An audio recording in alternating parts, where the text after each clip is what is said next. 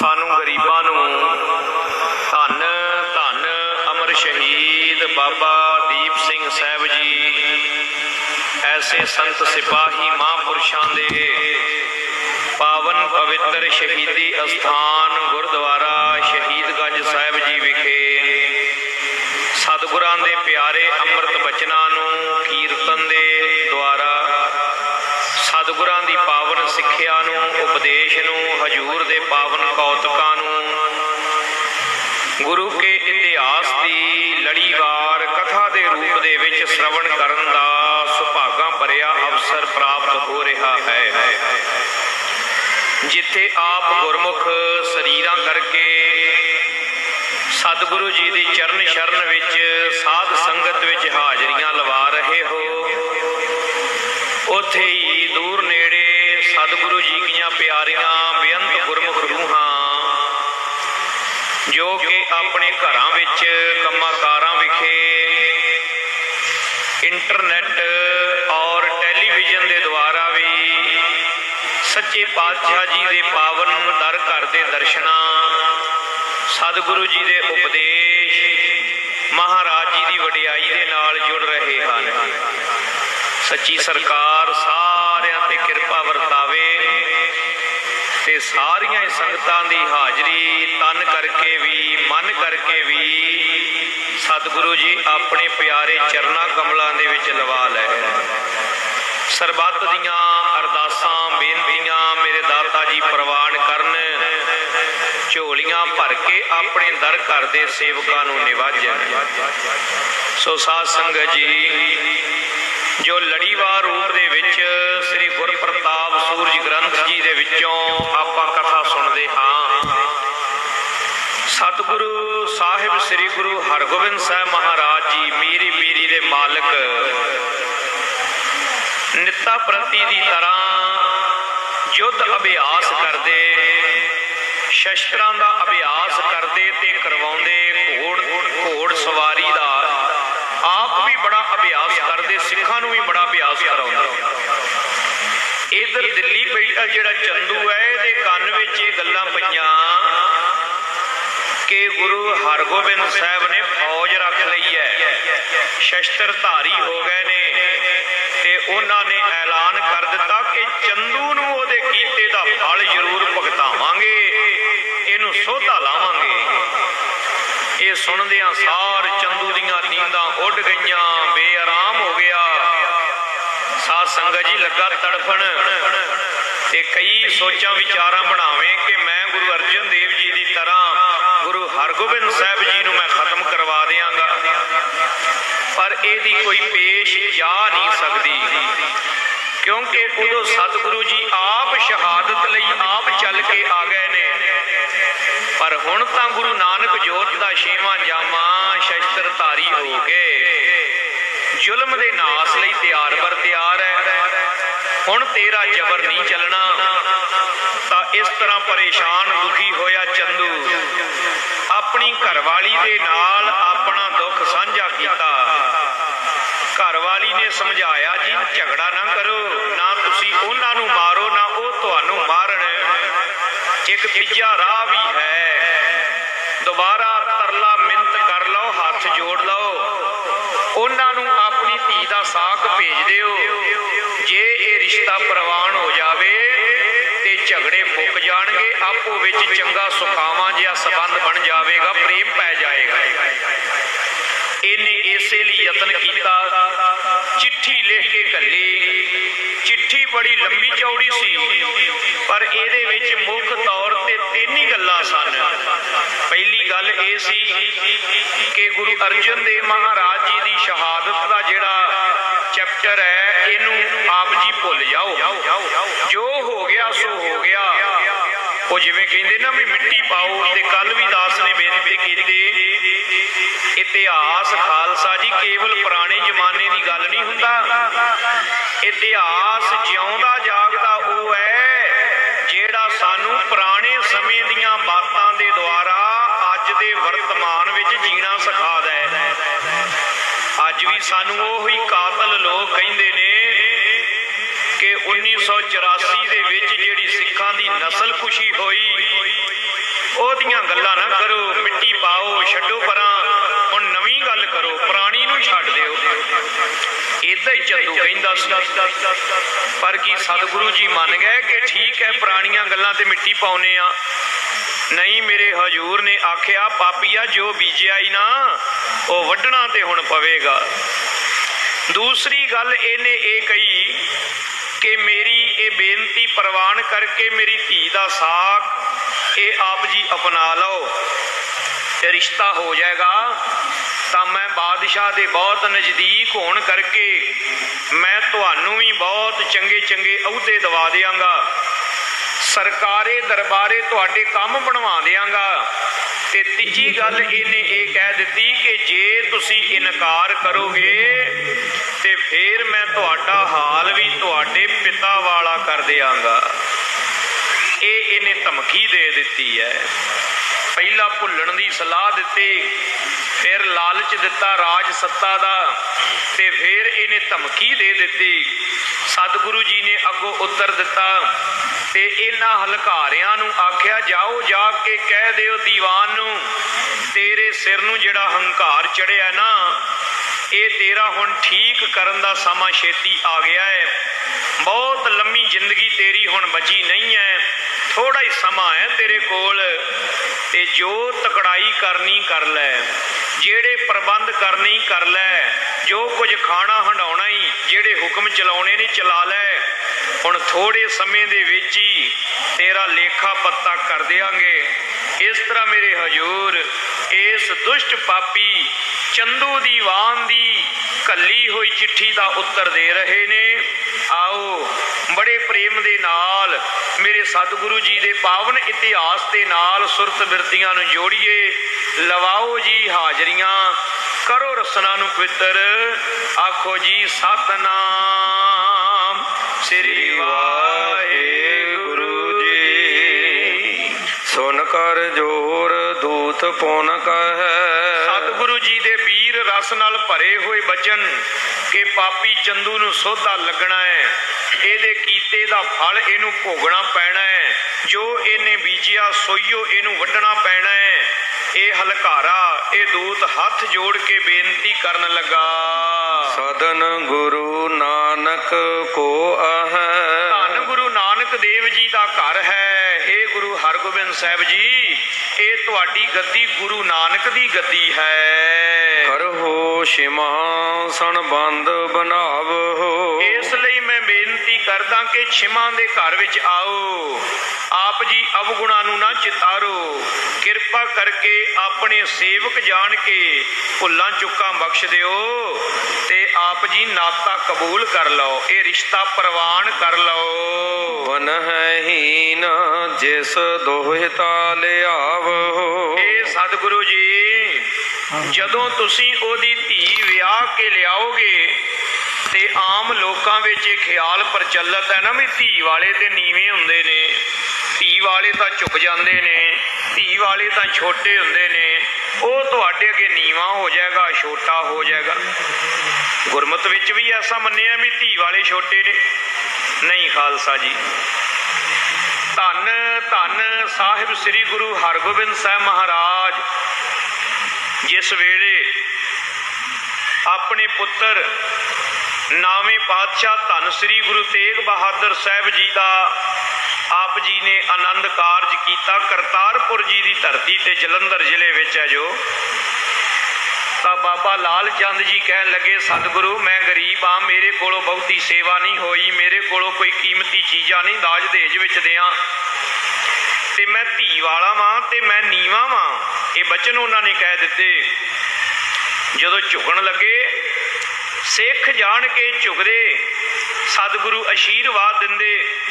ਹੁਣ ਜਦੋਂ ਕੁੜਮ ਬਣ ਕੇ ਝੁਕਣ ਲੱਗੇ ਤਾਂ ਗੁਰੂ ਹਰਗੋਬਿੰਦ ਸਾਹਿਬ ਨੇ ਉਹਨਾਂ ਨੂੰ ਝੁਕਣ ਨਾ ਦਿੱਤਾ, ਉਹਨਾਂ ਨੂੰ ਛਾਤੀ ਨਾਲ ਲਾਇਆ ਤੇ ਆਖਿਆ ਲਾਲ ਚੰਦ ਜੀ, ਜਿਨੇ ਆਪਣੀ ਧੀ ਦੇ ਦਿੱਤੀ ਹੈ ਉਹਨੇ ਪਿੱਛੇ ਲੁਕੋ ਕੇ ਕੁਝ ਨਹੀਂ ਰੱਖ ਲਿਆ, ਜਿਨੇ ਧੀ ਦੇ ਦਿੱਤੀ ਉਹ ਤਾਂ ਬਹੁਤ ਵੱਡਾ ਦਾਨੀ ਹੈ।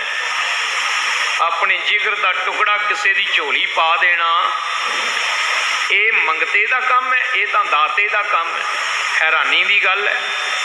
ਸਾਡੇ ਹਿੰਦੂ ਸਮਾਜ ਦੇ ਵਿੱਚ ਇੱਕ ਸ਼ਬਦ ਵਰਤਿਆ ਜਾਂਦਾ ਕੰਨਿਆਦਾਨ। ਗੁਰਮਤਿ ਦੇ ਵਿੱਚ ਇਹ ਭਾਵੇਂ ਮਾਨਤਾ ਨਹੀਂ ਹੈ, ਕਿਉਂਕਿ ਕੰਨਿਆ ਕੋਈ ਵਸਤੂ ਨਹੀਂ ਹੈ ਜਿਹਨੂੰ ਪਕੜ ਕੇ ਦਾਨ ਕਰ ਦਿਓ। ਜਿਵੇਂ ਗਊ ਦਾਨ, ਜਿਵੇਂ ਅੰਨ ਦਾਨ, ਜਿਵੇਂ ਵਸਤਰ ਦਾਨ, ਇੱਦਾਂ ਕੰਨਿਆਦਾਨ ਨਹੀਂ ਹੈ। ਸਾਧ ਸੰਗਤ ਜੀ, ਸ਼ਬਦ ਵਰਤਿਆ ਜਾਂਦਾ ਕੰਨਿਆਦਾਨ। ਹੈਰਾਨੀ ਦੀ ਗੱਲ, ਜਿਹੜਾ ਦਾਨ ਦੇ ਰਿਹਾ ਹੈ ਉਹ ਝੁਕਿਆ ਹੋਇਆ, ਤੇ ਜਿਹੜੇ ਦਾਨ ਮੰਗਣ ਆਏ ਨੇ ਉਹ ਕਿੱਡੇ ਹੰਕਾਰ ਵਿੱਚ ਆਏ ਨੇ, ਅਸੀਂ ਦਾਨ ਲੈਣ ਆਏ ਆ। ਭਾਈ, ਦਾਨ ਲੈਣ ਵਾਲੇ ਨੂੰ ਝੁਕਣਾ ਚਾਹੀਦਾ ਹੈ, ਦਾਨ ਦੇਣ ਵਾਲੇ ਨੂੰ ਨਹੀਂ। ਇੱਕ ਐਸੀ ਰੀਤ ਹੈ ਭੈੜੀ ਕਿ ਦਾਨ ਲੈਣ ਵਾਲਾ ਜਿਹੜਾ ਹੈ ਉਹ ਹੰਕਾਰ ਵਿੱਚ ਹੈ, ਜਿਹੜਾ ਦਾਨ ਦੇਣ ਵਾਲਾ ਉਹ ਹੀਨ ਭਾਵਨਾ 'ਚ ਨਹੀਂ। ਗੁਰਮਤਿ ਦੇ ਵਿੱਚ ਕੰਨਿਆਦਾਨ ਨਹੀਂ ਹੈ, ਗੁਰਮਤਿ ਦੇ ਵਿੱਚ ਆਨੰਦ ਕਾਰਜ ਹੈ। ਐਸਾ ਕਾਰਜ ਜਿਹੜਾ ਦੋਵਾਂ ਘਰਾਂ ਲਈ ਆਨੰਦ ਦਾ ਸਬੱਬ ਬਣ ਜਾਵੇ। ਐਸਾ ਕਾਰਜ ਜਿਹਦੇ ਵਿੱਚ ਕੋਈ ਨਿੱਕਾ ਨਹੀਂ ਤੇ ਕੋਈ ਵੱਡਾ ਨਹੀਂ, ਦੋਨੋਂ ਪਰਿਵਾਰ ਬਰਾਬਰ ਨੇ। ਉਹਨਾਂ ਨੇ ਧੀ ਦੇ ਕੇ ਸਾਡਾ ਪੁੱਤ ਲੈ ਲਿਆ, ਅਸਾਂ ਆਪਣਾ ਪੁੱਤ ਦੇ ਕੇ ਧੀ ਲੈ ਲਈ। ਜਿਸ ਪਰਿਵਾਰ ਦੀ ਬੱਚੀ ਹੈ ਉਹ ਪਰਿਵਾਰ ਧੀ ਦੇ ਕੇ ਤੇ ਪੁੱਤਰ ਪ੍ਰਾਪਤ ਕਰ ਲੈਂਦਾ ਹੈ। ਜਿਸ ਪਰਿਵਾਰ ਦਾ ਬੱਚਾ ਹੈ ਉਹ ਜੇ ਧੀ ਪ੍ਰਾਪਤ ਕਰਦੇ ਨੇ, ਆਪਣਾ ਪੁੱਤਰ ਵੀ ਦੂਜੇ ਪਰਿਵਾਰ ਦੇ ਨਾਲ ਉਹਨਾਂ ਨੇ ਸ਼ੇਅਰ ਕਰ ਲਿਆ, ਸਾਂਝਾ ਕਰ ਲਿਆ। ਹੁਣ ਦੋਵਾਂ ਬੱਚੀ ਤੇ ਬੱਚੇ ਦੇ ਮਾਤਾ ਪਿਤਾ ਵੀ ਸਾਂਝੇ ਹੋ ਗਏ।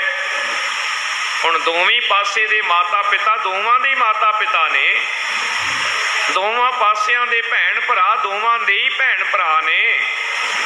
ਇਹ ਹੈ ਗੁਰਮਤਿ ਦੀ ਰੀਤੀ। ਤਾਂ ਹੀ ਤਾਂ ਮੇਰੇ ਹਜ਼ੂਰ ਨੇ ਆਖਿਆ, ਧਨ ਫਿਰ ਇਹ ਨਾ ਆਖਿਆਨ ਬਹਿਨ ਇਕੱਠੇ ਹੋਏ, ਏਕ ਜੋਤ ਦੋਏ ਮੂਰਤੀ, ਧਨ ਫਿਰ ਕਹੀਐ ਸੋਏ। ਕੇਵਲ ਮੂਰਤਾਂ ਹੀ ਦੋ ਨਹੀਂ, ਅੰਦਰ ਵਾਲੀ ਜੋਤ ਇੱਕੋ ਹੀ ਹੈ। ਮੂਰਤਾਂ ਬਾਹਰੋਂ ਦੋ ਰਹਿਣਗੀਆਂ, ਅੰਦਰ ਵਾਲੀ ਜੋਤ ਇੱਕੋ ਹੀ ਹੈ। ਇਸ ਲਈ ਇਹ ਗੁਰਮਤਿ ਦਾ ਸਿਧਾਂਤ ਨਹੀਂ। ਉਹ ਕਹਿਣ ਲੱਗਾ, ਸਤਿਗੁਰੂ ਜੀ, ਜਦੋਂ ਆਪਣੀ ਧੀ ਤੁਹਾਡੇ ਲੜ ਲਾ ਦੇਗਾ ਚੰਦੂ, ਤੇ ਆਪੇ ਹੀ ਫਿਰ ਉਹ ਧੀ ਵਾਲਾ ਜੂ ਹੈ, ਆਪੇ ਨੀਵਾਂ ਹੋ ਜਾਵੇਗਾ। ਕਰ ਜੋਰ ਹੈ ਅਰ ਸੀਸ ਨਿਵਾਵੇ, ਫਿਰ ਤੁਹਾਡੇ ਅੱਗੇ ਹੱਥ ਵੀ ਜੋੜੇਗਾ, ਤੁਹਾਡੇ ਅੱਗੇ ਸਿਰ ਵੀ ਨਿਵਾਵੇਗਾ। ਰਹਿ ਅਧੀਨ ਸੋ ਸੇਵਕ ਮਾਵੇ, ਤੁਹਾਡੇ ਅਧੀਨ ਰਹਿ ਕੇ ਫਿਰ ਤੁਹਾਡੀ ਸੇਵਾ ਕਮਾਵੇਗਾ। ਕਿਉਂ ਭਲਾ? ਕਿਉਂਕਿ ਤੁਸੀਂ ਉਹਦੇ ਜਵਾਈ ਹੋਵੋਗੇ, ਉਹ ਤੁਹਾਡਾ ਸਹੁਰਾ ਸਸੁਰ ਹੋਵੇਗਾ। ਇਹ ਤਾਂ ਬੜੀ ਭੈੜੀ ਜੀ ਰੀਤ ਹੈ ਨਾ, ਫਿਰ ਵੀ ਜਵਾਈ ਆਕੜੀ ਜਾਵੇ ਅੱਗੇ ਤੇ ਸਹੁਰਿਆਂ ਨੂੰ ਵਕਤ ਪਾਇਆ ਹੋਵੇ, ਉਹ ਵਿਚਾਰੇ ਡਰੀ ਜਾਣ ਜਵਾਈ ਆਇਆ। ਗੁਰਮਤਿ ਦੇ ਵਿੱਚ ਤਾਂ ਐਸੀ ਪਰੰਪਰਾ ਨਹੀਂ ਹੈ। ਗੁਰਮਤਿ ਦੇ ਵਿੱਚ ਪਰੰਪਰਾ ਕੀ ਹੈ? ਧੰਨ ਧੰਨ ਸਾਹਿਬ ਸ੍ਰੀ ਗੁਰੂ ਰਾਮਦਾਸ ਮਹਾਰਾਜ, ਧੰਨ ਸ੍ਰੀ ਗੁਰੂ ਅਮਰਦਾਸ ਮਹਾਰਾਜ ਜੀ ਦੀ ਸੁਪੁੱਤਰੀ, ਸਾਡੇ ਅਤੀ ਸਨਮਾਨਯੋਗ ਮਾਤਾ ਜੀ, ਮਾਤਾ ਭਾਨੀ ਜੀ। ਜਦੋਂ ਇਹ ਆਨੰਦ ਕਾਰਜ ਹੋਇਆ ਤਾਂ ਇੱਕ ਵਾਰ ਵੀ ਗੁਰੂ ਰਾਮਦਾਸ ਮਹਾਰਾਜ ਜੀ ਨੇ ਇਹ ਮਹਿਸੂਸ ਕੀਤਾ ਹੋਵੇ ਮੈਂ ਇਸ ਘਰ ਦਾ ਜਵਾਈ ਹਾਂ ਨਾ। ਜਿਸ ਦਿਨ ਆਨੰਦ ਕਾਰਜ ਹੋਇਆ, ਖਾਲਸਾ ਜੀ ਆ ਬਚਨ ਪੱਲੇ ਬੰਨਣ ਵਾਲਾ ਹੈ ਸਾਡੇ, ਆਨੰਦ ਕਾਰਜ ਹੋਇਆ ਹੈ। ਸਤਿਕਾਰਯੋਗ ਮਾਤਾ ਭਾਨੀ ਜੀ, ਧੰਨ ਧੰਨ ਸ੍ਰੀ ਗੁਰੂ ਰਾਮਦਾਸ ਸੱਚੇ ਪਾਤਸ਼ਾਹ ਜੀ ਮੇਰੇ ਹਜ਼ੂਰ ਕਹਿਣ ਲੱਗੇ ਕਿ ਹੇ ਗੁਰੂ ਕੀ ਸੁਪੁੱਤਰੀ ਭਾਨੀ ਜੀ, ਤੁਹਾਡਾ ਤੇ ਮੇਰਾ ਸਤਿਗੁਰਾਂ ਨੇ ਲਗਨ ਜੋੜ ਦਿੱਤਾ, ਵਿਆਹ ਕਰ ਦਿੱਤਾ, ਆਨੰਦ ਕਾਰਜ ਕਰ ਦਿੱਤਾ। ਪਰ ਮੈਂ ਤੁਹਾਨੂੰ ਇੱਕ ਬੇਨਤੀ ਕਹਿ ਦਵਾਂ ਕਿ ਮੈਂ ਗੁਰੂ ਘਰ ਦਾ ਸੇਵਾਦਾਰ ਸਾਂ ਤੇ ਸੇਵਾਦਾਰ ਹੀ ਰਹਿਣਾ ਹੈ। ਮੈਂ ਕਦੇ ਗੁਰੂ ਘਰ ਦਾ ਜਵਾਈ ਨਹੀਂ ਬਣਨਾ। ਤੇ ਅੱਗੋਂ ਮਾਤਾ ਜੀ ਨੇ ਪਤਾ ਕੀ ਉੱਤਰ ਦਿੱਤਾ ਆਪਣੇ ਪਤੀ ਜੀ ਨੂੰ? ਆਖਣ ਲੱਗੇ, ਸਵਾਮੀ ਜੀ, ਜੇ ਤੁਸੀਂ ਗੁਰੂ ਘਰ ਦੇ ਜਵਾਈ ਨਹੀਂ ਸੇਵਾਦਾਰ ਬਣ ਕੇ ਰਹਿਣਾ ਹੈ ਤੇ ਅੱਜ ਤੋਂ ਬਾਅਦ ਮੈਂ ਵੀ ਗੁਰੂ ਘਰ ਦੀ ਧੀ ਨਹੀਂ ਬਲਕਿ ਗੁਰੂ ਘਰ ਦੀ ਸੇਵਾਦਾਰਨੀ ਬਣ ਕੇ ਹੀ ਰਵਾਂਗੀ। ਇਹ ਹੈ ਆਦਰਸ਼। ਇਸ ਆਦਰਸ਼ ਨੂੰ ਸਾਹਮਣੇ ਰੱਖ ਕੇ ਗੁਰੂ ਕੇ ਸਿੱਖ ਨੇ ਰਿਸ਼ਤੇ ਨਿਭਾਉਣੇ ਨੇ। ਸੋ ਕਹਿੰਦਾ ਹੈ ਕਿ ਹੇ ਸਤਿਗੁਰੂ, ਚੰਦੂ ਜਦੋਂ ਤੁਹਾਡਾ ਸਸੁਰ ਬਣ ਜਾਏਗਾ ਤੇ ਤੁਹਾਡੇ ਘਰ ਉਹਦੀ ਧੀ ਹੋਵੇਗੀ ਤਾਂ ਦੁਨੀਆ ਦੀ ਰੀਤ ਅਨੁਸਾਰ ਉਹਨੂੰ ਆਪ ਹੀ ਤੁਹਾਡੇ ਅੱਗੇ ਝੁਕਣਾ ਪੈ ਜਾਵੇਗਾ। ਜਿਸ ਹਿਤ ਏਤਕ ਬਧਿਓ ਵਿਰੋਧੇ। ਜਿਹੜੀ ਗੱਲ ਕਰਕੇ ਏਡਾ ਵੱਡਾ ਵਿਰੋਧ ਵੱਧ ਗਿਆ, ਏਡਾ ਝਗੜਾ ਹੋ ਗਿਆ। ਦੋਹੇ ਦੇਸ਼ ਮਹਿ ਆਤਸ਼ੈ ਚਿਤ ਕਰੋਧੇ। ਇਹ ਦੋਵਾਂ ਦਿਸ਼ਾਵਾਂ ਦੇ ਵਿੱਚ ਹੀ ਭਾਂਬੜ ਮੱਚੇ ਕ੍ਰੋਧ ਵਾਲੇ। ਸੋ ਤੁਮ ਵਿਆਹ ਲਿਹੋਗੇ ਜਬੈ। ਜਦੋਂ ਆਪ ਜੀ ਚੰਦੂ ਦੀ ਧੀ ਨੂੰ ਵਿਆਹ ਲਵੋਗੇ, ਮਿਟ ਹੈ ਕਲੇਸ਼ ਤੁਰਤ ਹੀ ਤਬੈ। ਤਾਂ ਉਸੇ ਵੇਲੇ ਸਾਰੀ ਕਲੇਸ਼, ਸਾਰੇ ਝਗੜੇ ਮੁੱਕ ਜਾਣੇ ਹਨ। ਸੁਨਤ ਗੁਰੂ ਬੋਲੇ ਧਰ ਕ੍ਰੋਧੰ। ਸੱਚੇ ਪਾਤਸ਼ਾਹ ਜੀ ਜੋਸ਼ ਵਿੱਚ ਆ ਕੇ ਵੀਰ ਰਸ ਵਿੱਚ ਕਹਿਣ ਲੱਗੇ, ਇਹ ਤੁਮ ਕਹਾਂ ਕਹਿਤ ਬਿਨ ਬੋਧੰ। ਇਹ ਬਿਨਾਂ ਸਮਝ ਤੋਂ, ਬਿਨਾਂ ਗਿਆਨ ਤੋਂ ਕੀ ਅਵਲ ਟਵਲੀਆਂ ਜੀਆਂ ਗੱਲਾਂ, ਕੱਚੀਆਂ ਜੀਆਂ ਗੱਲਾਂ ਕਰੀ ਜਾਂਦਾ ਹੈ। ਚੰਦੂ ਕੁਟੰਬ ਕੁਮੋਦ ਸਮੁਦਾਏ। ਐ ਹਲਕਾਰੇ ਤੂੰ ਲੈ ਕੇ ਆਇਆ ਏ, ਜਿਸ ਤਰ੍ਹਾਂ ਚਿੱਠੀ ਪੱਤਰ ਤੇਰਾ ਸਨਮਾਨ ਰੱਖਿਆ ਹੋਇਆ ਹੈ, ਤੇ ਆ ਜਿਹੜਾ ਚੰਦੂ ਦਾ ਸਾਰਾ ਹੀ ਲਾਣਾ ਹੈ ਨਾ, ਇਹ ਸਾਰਾ ਇੱਕ ਜੈਸਾ ਹੀ ਹੈ। ਜਦੋਂ ਚੰਦੂ ਦੇ ਹੰਕਾਰ, ਚੰਦੂ ਦੀ ਹਉਮੈ ਨੂੰ ਧੰਨ ਸ਼੍ਰੀ ਗੁਰੂ ਅਰਜਨ ਦੇਵ ਜੀ ਨੇ ਠੁਕਰਾ ਦਿੱਤਾ, ਤੇ ਸਾਡੇ ਵਾਸਤੇ ਉਹ ਬਦਲ ਤੇ ਨਹੀਂ ਗਿਆ, ਸਾਡੇ ਲਈ ਉਹ ਕੁਝ ਹੋਰ ਤੇ ਨਹੀਂ ਹੋ ਗਿਆ। ਉਹੋ ਹੀ ਹੈ ਨਾ, ਅਸੀਂ ਕਿਵੇਂ ਅਪਣਾ ਲਈਏ। ਗੁਰ ਸੂਰਜ ਸਭ ਕੋ ਮੁਰਝਾਏ। ਇਹ ਜਿਹੜਾ ਸਤਿਗੁਰੂ ਰੂਪੀ ਸੂਰਜ ਨੂੰ ਵੇਖ ਕਰਕੇ, ਤੇ ਜਿਹੜਾ ਇਹ ਤੇਰਾ ਚੰਦੂ ਦਾ ਕੁਟੰਬ ਹੈ ਨਾ, ਸਾਰੇ ਦਾ ਸਾਰਾ ਇਹ ਮੁਰਝਾ ਗਿਆ ਹੈ। ਸਾਧ ਸੰਗਤ ਜੀ, ਕਲੀਆਂ ਹੁੰਦੀਆਂ ਨੇ ਨਾ, ਰਾਤ ਦੀ ਰਾਣੀ ਜਿਹਨੂੰ ਕਹਿ ਦਿੰਦੇ, ਰਾਤ ਨੂੰ ਖਿੜਦੀ ਤੇ ਸਵੇਰੇ ਮੁਰਝਾ ਜਾਂਦੀ। ਕਹਿਣ ਲੱਗੇ ਤੇਰੇ ਚੰਦੂ ਦਾ ਕੁਟੰਬ ਇਹਨਾਂ ਕਲੀਆਂ ਵਰਗਾ ਹੈ। ਜੇ ਅਰਬਿੰਦ ਬਨਾਵਹੁ ਤਿਨੈ। ਤੇ ਜੇ ਤੂੰ ਚਾਹੁੰਦਾ ਹੈ ਭਾਈ ਚੰਦੂ ਦਾ ਸੁਨੇਹਾ ਜੂ ਲੈ ਕੇ ਆਇਆ ਹੈ, ਤੇ ਚੰਦੂ ਦੀ ਜਿਹੜੀ ਪਰਿਵਾਰ ਦੀ ਫੁਲਵਾੜੀ ਹੈ ਇਹ ਖਿੜੀ ਰਹੇ। ਹੋਰ ਤੁਖਾਰ ਦੁਖਦਾਇਕ ਬਨੈ। ਤੇ ਤੁਸੀਂ ਚਾਹੁੰਦੇ ਹੋ ਕਿ ਸਤਿਗੁਰੂ ਨੂੰ ਸੂਰਜ ਤੋਂ ਚੰਦਰਮਾ ਬਣਾ ਲਈਏ। ਜਾਵਤ ਚੰਦੂ ਕੇ ਤਨ ਪ੍ਰਾਨ। ਚੇਤਾ ਰੱਖ ਲੈ, ਭਾਵੇਂ ਕਿ ਚੰਦਰਮਾ ਠੰਡਕ ਦੀ ਬਜਾਏ ਅੱਗ ਵਰਾਉਣ ਲੱਗ ਪਵੇ, ਤੇ ਇਸੇ ਤਰ੍ਹਾਂ ਕੁਝ ਹੋਰ ਉਦਾਹਰਨਾਂ ਵੀ ਦੇ ਰਹੇ। ਭਾਈ ਚੇ ਤੇਰਾ ਜਿਹੜਾ ਚੰਦੂ ਹੈ, ਇਹਦੇ ਨਾਲ ਸਾਡਾ ਸਬੰਧ ਹੰਕਾਰੀ ਨਾਲ ਨਹੀਂ ਬਣਨਾ। ਹਮਹਿ ਨ ਸ਼ਾਂਤੀ ਹੋਵਤ ਆਨ। ਸਾਡੇ ਮਨ ਦੇ ਵਿੱਚ ਚੰਦੂ ਵਾਲੇ ਪਾਸੇ ਤੋਂ ਸ਼ਾਂਤੀ, ਇਹਦਾ ਮਤਲਬ ਇਹ ਨਹੀਂ ਹੈ ਕਿ ਸਤਿਗੁਰਾਂ ਦਾ ਹਿਰਦਾ ਕਿਤੇ ਅਸ਼ਾਂਤ ਹੈ। ਮਹਾਰਾਜ ਜੀ ਤਾਂ ਸ਼ਾਂਤੀ ਦਾ ਸੋਮਾ ਨੇ, ਪਰ ਚੰਦੂ ਵਾਲੇ ਪਾਸੇ ਤੋਂ ਚੰਦੂ ਦੀ ਕਰਤੂਤ ਨੂੰ ਯਾਦ ਕਰਾਂਗੇ ਤਾਂ ਵੀਰ ਰਸ ਪੈਦਾ ਹੋਵੇਗਾ। ਚੰਦੂ ਦੀ ਕਰਤੂਤ ਨੂੰ ਸਾਹਮਣੇ ਲਿਆਵਾਂਗੇ ਤਾਂ ਜੋਸ਼ ਚੜ ਆਵੇਗਾ, ਉਹਨੂੰ ਖਿਮਾ ਨਹੀਂ ਕਰ ਸਕਦੇ। ਰੁਚ ਸੋ ਖਾਨ ਨ ਪਾਣ ਨ ਸੋਵਨ। ਮੇਰੇ ਪਾਤਸ਼ਾਹ ਜੀ ਨੇ ਚੰਦੂ ਨੂੰ ਖਿਮਾ ਕਿਉਂ ਨਹੀਂ ਕਰਨਾ? ਸੰਤ ਤਾਂ, ਸਤਿਗੁਰੂ ਤਾਂ, ਸਾਧੂ ਤਾਂ ਸਭ ਨੂੰ ਖਿਮਾ ਕਰਦੇ ਨੇ। ਸਾਧ ਸੰਗਤ ਜੀ, ਵਿਦਵਾਨ ਸਿਆਣੇ ਕਹਿੰਦੇ ਨੇ ਕਿ ਦੁਸ਼ਟ ਬੰਦੇ ਨੂੰ ਉਹਦੇ ਕੀਤੇ ਪਾਪਾਂ ਦੀ ਸਜ਼ਾ ਨਾ ਦੇਣਾ, ਇਹ ਮਜਲੂਮ ਲੋਕਾਂ ਤੇ ਜ਼ੁਲਮ ਕਰਨ ਦੇ ਬਰਾਬਰ ਹੈ। ਜਿਹੜੇ ਮਜਲੂਮ ਲੋਕ ਨੇ ਉਹਨਾਂ ਦੇ ਨਾਲ ਇਨਸਾਫ ਕਰਨਾ ਹੈ, ਤਾਂ ਜਿਹੜੇ ਦੁਸ਼ਟ ਬਿਰਤੀ ਵਾਲੇ ਲੋਕ ਨੇ ਉਹਨਾਂ ਨੂੰ ਸਜ਼ਾ ਦੇਣੀ ਜ਼ਰੂਰੀ ਹੈ। ਇਸ ਲਈ ਜੇ ਚੰਦੂ ਵਰਗਿਆਂ ਨੂੰ ਮਾਫ ਕਰ ਦਿੱਤਾ ਤੇ ਗਰੀਬ ਗੁਰਬਿਆਂ ਦੇ ਨਾਲ ਇਨਸਾਫ ਕਿੱਦਾਂ ਹੋਵੇਗਾ? ਫਿਰ ਤਾਂ ਅਨਿਆਂ ਹੋ ਜਾਏਗਾ ਨਾ। ਇਸ ਲਈ ਧਰਮ ਸਥਾਪਿਤ ਕਰਨ ਲਈ, ਨਿਆਂ ਸਥਾਪਿਤ ਕਰਨ ਲਈ ਤੇਰੇ ਚੰਦੂ ਵਰਗਿਆਂ ਨੂੰ, ਦੁਸ਼ਟਾਂ ਨੂੰ ਸੋਧਾ ਲੱਗੇਗਾ। ਤੇ ਜਿੰਨਾ ਚਿਰ ਇਹ ਸੋਧਾ ਨਹੀਂ ਲਾ ਦਿੰਦੇ ਨਾ, ਉਹਨਾਂ ਚਿਰ ਰੁਚੀ ਨਾਲ, ਉਹਨਾਂ ਚਿਰ ਅਸੀਂ ਮਨਪਸੰਦ ਮਨ ਦੀ ਬਿਰਤੀ ਦੇ ਨਾਲ ਨਾ ਭੋਜਨ ਛਕਾਂਗੇ, ਨਾ ਨੀਂਦ ਪੂਰੀ ਲਵਾਂਗੇ। ਨਹਿ ਸੋਹਤ ਚਿੰਤਾ ਚਿਤ ਖੋਵਨ। ਆਪਣੇ ਮਨ ਦੇ ਵਿੱਚ ਇਹ ਕੰਡਾ ਜਿਵੇਂ ਚੁਭਿਆ ਹੁੰਦਾ ਨਾ, ਇਸ ਤਰ੍ਹਾਂ ਚੰਦੂ ਦੁਸ਼ਟ ਦੇ ਅਪਰਾਧਾਂ ਨੂੰ ਯਾਦ ਕਰਦੇ ਰਹਾਂਗੇ। ਜੇ ਕਰ ਪਛਚਮ ਸੂਰਜ ਉਦੇ। ਸੁਣ ਲੈ, ਭਾਵੇਂ ਪੱਛਮ ਲਹਿੰਦੇ ਵੱਲੋਂ ਸੂਰਜ ਕਿਉਂ ਨਾ ਚੜ ਪਵੇ। ਅਗਨ ਚੰਦਰਮਾ ਸ਼ਰਵ ਹੈ ਜੇ ਕਦੇ। ਇਹ ਭਾਵੇਂ ਚੰਦਰਮਾ ਦੇ ਵਿੱਚੋਂ ਅੱਗ ਵਰਨੀ ਸ਼ੁਰੂ ਹੋ ਜਾਵੇ। ਪੰਖ ਲਗਾਏ ਜਾਵੇ। ਹਿਮਾਲਿਆ ਪਰਬਤ ਭਾਵੇਂ ਖੰਭ ਲਾ ਕੇ ਹਵਾ ਵਿੱਚ ਕਿਉਂ ਨਾ ਉੱਡ ਜਾਵੇ।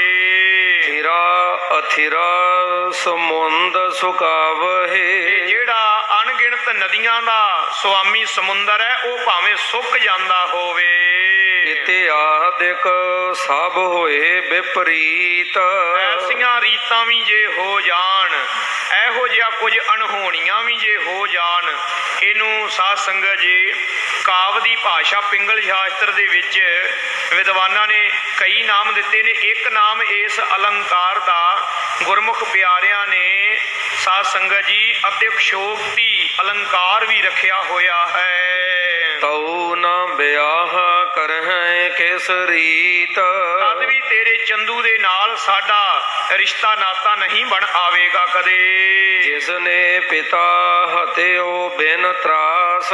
ਜਿਨੇ ਸਤਿਗੁਰੂ ਸ੍ਰੀ ਗੁਰੂ ਅਰਜਨ ਦੇਵ ਮਹਾਰਾਜ ਜੀ ਤੇ ਜ਼ੁਲਮ ਕੀਤਾ, ਜਿਨੇ ਰੱਬ ਦਾ ਭੈ ਨਾ ਕੀਤਾ, ਜਿਹਦੇ ਹਿਰਦੇ ਦੇ ਵਿੱਚ ਪੂਰੇ ਸਤਿਗੁਰਾਂ ਦੇ ਪ੍ਰਤੀ ਪ੍ਰੇਮ ਸ਼ਰਧਾ ਨਾ ਉਪਜੀ, ਐਸਾ ਜੋ ਕਠੋਰ ਹੈ, ਪੱਥਰ ਜੈਸੇ ਮਨ ਵਾਲਾ ਪਾਪੀ ਹੈ। ਮੈਂ ਚਾਹੂੰ ਤਿਸ ਕਰਨ ਵਿਨਾਸ਼। ਅਸੀਂ ਉਹਦਾ ਵਿਨਾਸ਼ ਕਰਨਾ ਹੈ, ਅਸੀਂ ਉਹਦੇ ਵਿਨਾਸ਼ ਦਾ ਆਪਣੇ ਮਨ ਵਿੱਚ ਧਾਰਿਆ ਹੋਇਆ ਹੈ। ਤਿਸ ਸੋ ਕਹੋ ਕੈਸੋ ਸੰਬੰਧ। ਐਸੇ ਦੁਸ਼ਟ ਦੇ ਨਾਲ ਅਸੀਂ ਕਾਹਦਾ ਸੰਬੰਧ ਬਣਾਉਣਾ ਹੁਣ। ਹਤਨੋ ਬਨਹਿ ਤਾਹੇ ਮਤ ਅੰਧ। ਐਸਾ ਜਿਹੜਾ ਅੰਧੀ ਮਤ ਵਾਲਾ ਹੈ ਇਹਨੂੰ ਤਾਂ ਹੁਣ ਸੋਧਣਾ ਹੀ ਬਣਦਾ ਹੈ, ਇਹਨੂੰ ਤੇ ਹੁਣ ਖਤਮ ਕਰ ਦਿਆਂਗੇ। ਬਹੁਰ ਨ ਐਸੀ ਬਾਤ ਸੁਣਾਵੋ। ਦੁਬਾਰਾ ਹੁਣ ਅਹਦੀਏ ਐ ਦੂਤ ਚਿੱਠੀ ਲੈ ਕੇ ਆਉਣ ਵਾਲੇ ਨੂੰ ਕਹਿੰਦੇ ਨੇ ਕਿ ਦੁਬਾਰਾ ਆ ਹੁਣ ਗੱਲ ਨਾ ਸਾਡੇ ਤਾਈਂ ਕਰੀ। ਪਤ ਸਮੇਤ ਨਕੇਤ ਸਿਧਾਵੋ। ਜਾਂ ਆਪਣੀ ਇੱਜ਼ਤ ਨੂੰ ਸਮੇਟ ਕੇ ਹੁਣੇ ਇਹ ਤੋਂ ਚਲਾ ਜਾ ਆਪਣੇ ਘਰ ਵੱਲ। ਹਮ ਦੇਸ਼ ਤੇ ਕਹਿ ਦਿਓ ਸੰਦੇਸ਼ਾ। ਸਾਡੇ ਵੱਲੋਂ ਇਹੋ ਹੀ ਸੰਦੇਸ਼ਾ ਜਾ ਕੇ ਚੰਦੂ ਨੂੰ ਦੇ ਦਿਓ। ਪਹੁੰਚਿਓ ਤੋਵ ਢਿਗੋ ਅਦਕ ਕਲੇਛਾ। ਕਿ ਤੇਰੇ ਤਾਈਂ ਬੜਾ ਭਾਰੀ ਕਲੇਸ਼ ਪਹੁੰਚਣ ਵਾਲਾ ਹੈ, ਤੇਰੇ ਤਾਈਂ ਬੜੀ ਮੁਸੀਬਤ ਆਉਣ ਵਾਲੀ ਹੈ। ਆਪਦਾ ਪਰੈ ਆਨ ਆਬ ਐਸੇ। ਇਹੋ ਜਿਹੀ ਬੜੀ ਭਾਰੀ ਬਿਪਤਾ ਤੇਰੇ ਸਿਰ ਤੇ ਚੰਦੂ ਦੀਵਾਨ ਹੁਣ ਛੇਤੀ ਪੈ ਜਾਵੇਗੀ। ਜਤਨ ਅਨੇਕ ਤੇ ਮਿਟਹਿ ਨਾ ਕੈਸੇ। ਜਿਹੜੀ ਕਿ ਅਨੇਕਾਂ ਵੀ ਤੂੰ ਯਤਨ ਕਰ ਲਵੇਂਗਾ ਤੇ ਉਹ ਮਿਟਣੀ ਨਹੀਂ ਹੈ। ਐਸੀ ਮੁਸੀਬਤ ਪਵੇਗੀ ਤੈਨੂੰ। ਜਾਨ ਦੂਤ ਤੁਮ ਕੋ ਆਬ ਤਜ ਹੈ। ਐ ਦੂਤ ਤੈਨੂੰ ਦੂਤ ਜਾਣ ਕੇ ਵੀ ਤੂੰ ਚਿੱਠੀ ਲੈ ਕੇ ਆਇਆ ਹੈ, ਇਸ ਲਈ ਤੇਰੀਆਂ ਭੁੱਲਾਂ ਬਖਸ਼ ਦਿੱਤੀਆਂ ਹਨ। ਨਾਹੇ ਤਾਂ ਪਕਰ ਸਾਸਨਾ ਸੱਜ ਹੈ। ਤੇ ਜੇ ਆਪਣੀ ਹੱਦ ਹੁਣ ਪਾਰ ਕਰੇਗਾ ਨਾ, ਤੈਨੂੰ ਪਕੜ ਕੇ ਬੰਨ ਕੇ ਕੈਦ ਕਰ ਲਵਾਂਗੇ ਤੇ ਵਾਪਸ ਵੀ ਨਹੀਂ ਜਾਣ ਦੇਵਾਂਗੇ। ਜਿਸ ਤੇ ਮੂੜ ਮਤੀ ਸੋ ਜਾਣੈ। ਉਸ ਮੂਰਖ ਮਤੀ ਨੂੰ ਜਾ ਕੇ ਦੱਸ ਦੇ, ਸੁਣਾ ਦੇ। ਕੇਤਕ ਦਿਨ ਮਹਿ ਪ੍ਰਾਨਣ ਹਨੈ। ਥੋੜੇ ਦਿਨਾਂ ਦੇ ਵਿੱਚ ਹੀ ਤੇਰਾ ਨਾਸ ਹੋਣ ਵਾਲਾ ਹੈ। ਹਿਮ ਕਹਿ ਕਰ ਤਿਨ ਕੋ ਅਪਮਾਨਾ। ਇਸ ਪ੍ਰਕਾਰ ਇਹ ਬਚਨ ਕਹਿ ਕੇ ਪਾਪੀ ਚੰਦੂ ਬਾਰੇ ਇਹਨਾਂ ਚਿੱਠੀ ਲੈ ਕੇ ਆਉਣ ਵਾਲਿਆਂ ਦੂਤਾਂ ਨੂੰ ਦੀਏ ਉਠਾਏ ਕਠੋਰ ਬਖਾਨਾ। ਇਹਨਾਂ ਨੂੰ ਸਖਤੀ ਨਾਲ ਹੁਕਮ ਕਰਕੇ ਕਿ ਜਾਓ, ਨਿਕਲ ਜਾਓ, ਚਲੇ ਜਾਓ, ਹੁਣੇ ਹੋਰ ਕੋਈ ਗੱਲ ਨਾ ਹੁਣ ਕਰਿਓ। ਝੂਰਤ ਨਿਜ ਡੇਰੇ ਕਹੋ ਆਏ। ਝੂਰਦੇ ਆਪਣੇ ਡੇਰੇ ਤਾਈਂ ਪਹੁੰਚ ਗਏ ਵਾਪਸ। ਨਹਿ ਕੁਛ ਕਹਿਓ ਗਇਓ ਸੋ ਲਜਾਏ। ਇਹ ਕੁਝ ਬੋਲਿਆ ਨਾ ਗਿਆ ਇਹਨਾਂ ਦੇ ਕੋਲੋਂ। ਚੁੱਪ ਕਰਕੇ ਗੂੰਗੇ ਜੇ ਹੋ ਕੇ ਤੇ ਵਾਪਸ ਆਪਣੇ ਡੇਰੇ ਆ ਕੇ ਸਮਾਨ ਸਮੇਟਣ ਲੱਗੇ। ਬਸੇ ਨਿਸਾਇਕ ਡਰ ਪਤ ਰਹੇ। ਡਰਦੇ ਜੇ ਇੱਕ ਰਾਤ ਇੱਥੇ ਬਤੀਤ ਕੀਤੀ। ਹਮਹੁ ਆਨ ਕੋ ਲੇਹ ਨਾ ਗਏ। ਇਹੋ ਹੀ ਸੋਚ ਕੇ ਡਰਦੇ ਰਹੇ, ਨੀਂਦ ਵੀ ਨਾ ਆਈ ਕਿ ਕਿਤੇ ਰਾਤ ਨੂੰ ਗੁਰੂ ਕੇ ਸਿੱਖ ਆ ਕੇ ਸਾਨੂੰ ਪਕੜ ਨਾ ਲੈਣ। ਤਰਾਸਤ ਨਹੀਂ ਸੋਪਤ ਸੁਖ ਸੰਗਾ। ਡਰਦਿਆਂ ਮਾਰਿਆਂ ਨੇ ਘੜੀ ਕੁ ਕਿਤੇ ਅੱਖ ਲੱਗਣੀ ਤੇ ਤਰਬਕ ਕੇ ਜਾਗ ਪੈਣਾ। ਇਸ ਤਰ੍ਹਾਂ ਜਾਗ ਕੇ ਹੀ ਰਾਤ ਲੰਘਾਈ। ਭਈ ਪ੍ਰਭਾਤ ਚੜੇ ਤਿਸ ਢੰਗਾ। ਫੇਰ ਸਾਧ ਸੰਗਤ ਜੀ ਅੰਮ੍ਰਿਤ ਵੇਲਾ ਹੋ ਗਿਆ ਤੇ ਜਦੋਂ ਸੂਰਜ ਚੜ੍ਹਿਆ ਦੋਹਰਾ ਸਗਰੋ ਪੰਥ ਉਲੰਘ ਕੈ ਦਿੱਲੀ ਪਰ ਵਿਸ਼ੇ ਆਏ। ਜਦੋਂ ਸਾਰਾ ਰਸਤਾ ਇਤੋਂ ਲੰਘਿਆ, ਬਿਆਸ ਲੰਘਿਆ, ਸਤਲੁਜ ਲੰਘਿਆ ਤੇ ਜਾ ਜਮਨਾ ਦੇ ਕੰਢੇ ਦਿੱਲੀ ਪਹੁੰਚ ਗਏ ਹਨ। ਚੰਦੂ ਪਾਪੀ ਸੋ ਮਿਲੇ ਸਕਲ ਪ੍ਰਸੰਗ ਸੁਨਾਏ। ਚੰਦੂ ਪਾਪੀ ਨੂੰ ਜਾ ਕੇ ਮਿਲੇ ਤੇ ਸਾਰਾ ਪ੍ਰਸੰਗ ਸਾਧ ਸੰਗਤ ਜੀ ਸੁਣਾਉਣਾ ਕੀਤਾ। ਮਹਾ ਦੁਸ਼ਟ ਮਤ ਪਾਤ ਕੀ ਸੁਨਤ ਭਇਓ ਦੁਖ ਪਾਏ। ਬੜਾ ਵੱਡਾ ਭਾਰੀ ਦੁਸ਼ਟ ਹੈ, ਪਾਤ ਕੀ ਝਗੜਾਲੂ ਹੈ, ਸੁਨਤ ਭਇਓ ਦੁਖ ਪਾਏ। ਜਦੋਂ ਇਹ ਗੱਲ ਸੁਣੀ ਕਿ ਗੁਰੂ ਹਰਗੋਬਿੰਦ ਸਾਹਿਬ ਜੀ ਨੇ ਅੱਗੋਂ ਮੋੜਵਾਂ ਉੱਤਰ ਘੱਲ ਦਿੱਤਾ ਹੈ, ਬਹੁਤ ਦੁਖੀ ਹੋ ਗਿਆ ਪਾਪੀ ਚੰਦੂ। ਬੂਝਤ ਕਹੋ ਪ੍ਰਸੰਗ ਸਭ ਕਿਮ ਦੇਖਿਓ ਤੁਮ ਜਾਏ। ਸਾਰੀ ਗੱਲ ਪੁੱਛਣ ਲੱਗਾ, ਸਾਰਾ ਪ੍ਰਸੰਗ ਬੁੱਝਣ ਲੱਗਾ ਕਿ ਤੁਸਾਂ ਉੱਥੇ ਜਾ ਕੇ ਭਲਾ ਕੀ ਕੁਝ ਵੇਖਿਆ, ਕਿਵੇਂ ਕਿਵੇਂ ਤੁਸਾਂ ਉਹਨਾਂ ਨੂੰ ਵੇਖਿਆ। ਚੌਪਈ ਕਹਿਤ ਭਏ ਸੁਣ ਕਾਨ ਦੀਵਾਨ। ਉਹ ਦੂਤ ਕਹਿਣ ਲੱਗੇ, ਹੇ ਦੀਵਾਨ ਜੀ ਤੁਹਾਨੂੰ ਸਾਰੀ ਗੱਲ ਜਿਹੜੀ ਹੈ ਵਿਸਥਾਰ ਨਾਲ ਦੱਸਦੇ ਹਾਂ, ਸੁਣੋ। ਉਤਰੇ ਪ੍ਰਥਮ ਏਕ ਹਮ ਥਾਨ। ਪਹਿਲਾਂ ਜਾ ਕੇ ਅਸੀਂ ਅੰਮ੍ਰਿਤਸਰ ਸ਼ਹਿਰ ਤੋਂ ਬਾਹਰ ਹੀ ਡੇਰਾ ਕੀਤਾ।